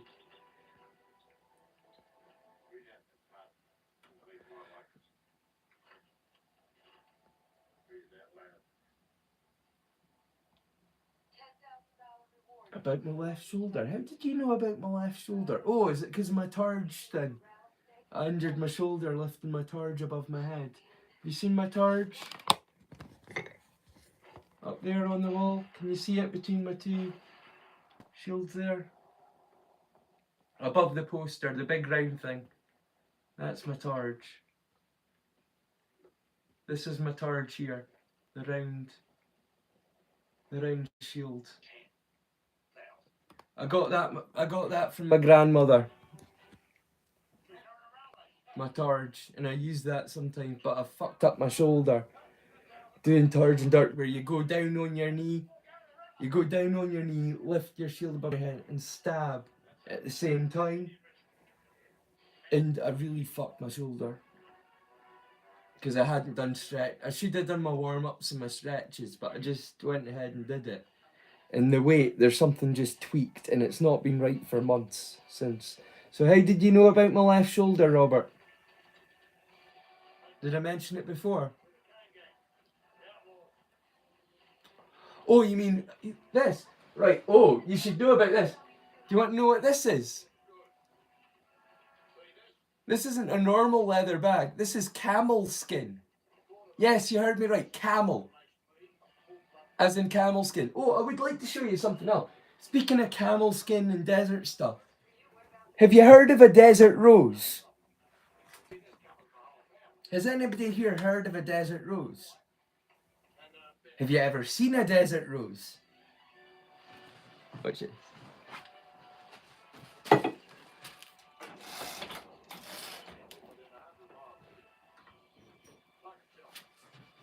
This, my friends,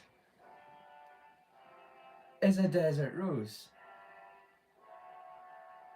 It's made from sand and moisture, and occasionally a little bit of lightning, but usually it's sand and moisture. Can you get a good... But this is a desert rose.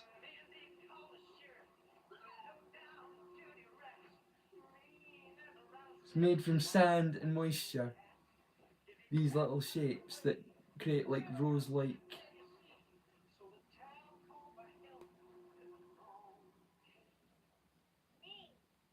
You seeing that? It's pretty cool, isn't it? Yeah, it's a nice rock. It's an interesting rock. It's called a desert rose. It's made out of sand. Well, very hard sand. I mean, you can hear it, it's like a rock.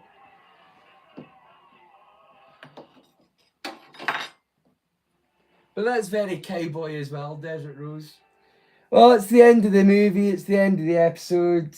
I need to put down my cigarette. It'll play us out for the evening, as is my way.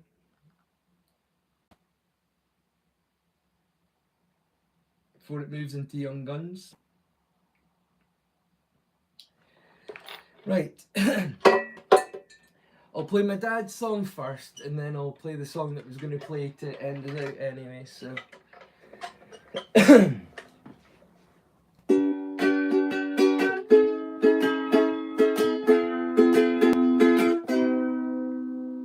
Oh, my old man, he's the best of men. You couldn't ask for a better friend. You know he's there for me whenever there's a plan. He says me whether I'm wrong or right, because my old man, he's a Superman. Bend steel with his bare hands. You know he moves much faster than the speed of light. I don't even think he's got a kryptonite. Oh no.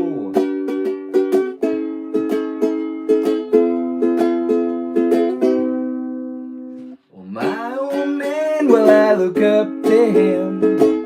His sense of humor always made me grin. And though he's getting older with gray in hair, this silver fox, you should beware, because my old man, well, he's a Superman. Bend steel with his bare hands. You know he moves much faster than the speed of light. I don't even think he's got a kryptonite, because my old man, well, he's a Superman. Bend steel with his bare hands. You know he moves much much faster than the speed of light. I don't even think he's got a kryptonite. Oh no.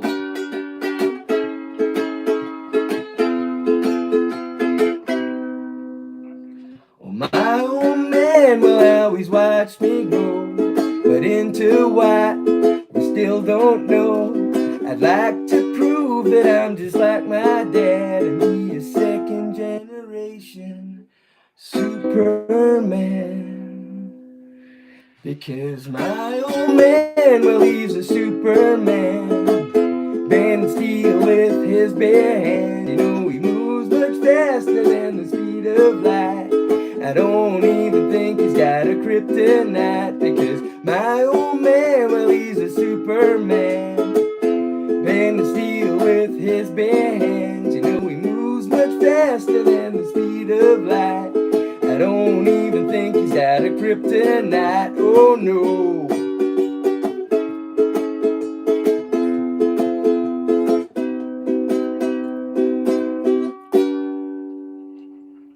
One's for my dad. I wrote that one for him a few years ago. Get my hat on for this one. It's time to go a little bit country.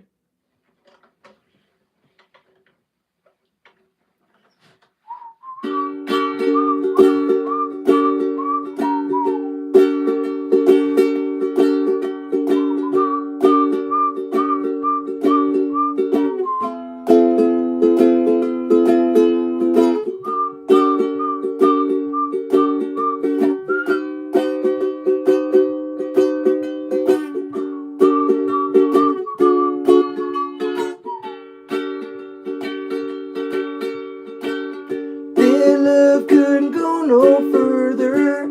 Proud I've been disgusted by her. Push up a little bruised and battered. Oh Lord, I ain't coming home with you. My life's a bit more colder. Dear wife, that's what I told her. Brass knife sinks to my shoulder. Oh Lord, I don't know what I'm gonna do. And I'll be in good company. And I'll be in good company.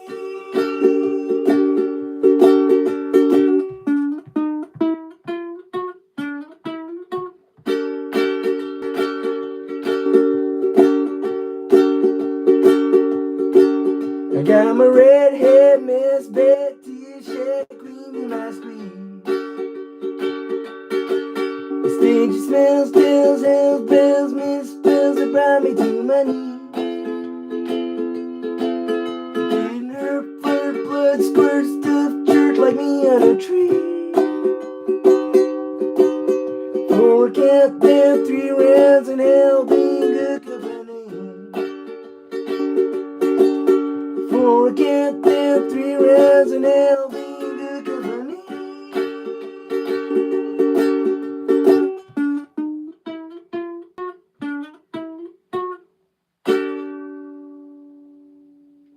Well, I hope you've had as much fun this evening as I've had.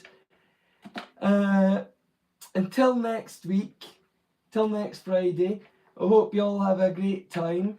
If you're around in 85 Nostalgia Street tomorrow morning, I'll be around in the live street, not just tomorrow but on Sunday. That's just how I spend my weekends. So it'd be lovely to see anyone there that wants to join me and the rest of the gang over on Nostalgia Street. And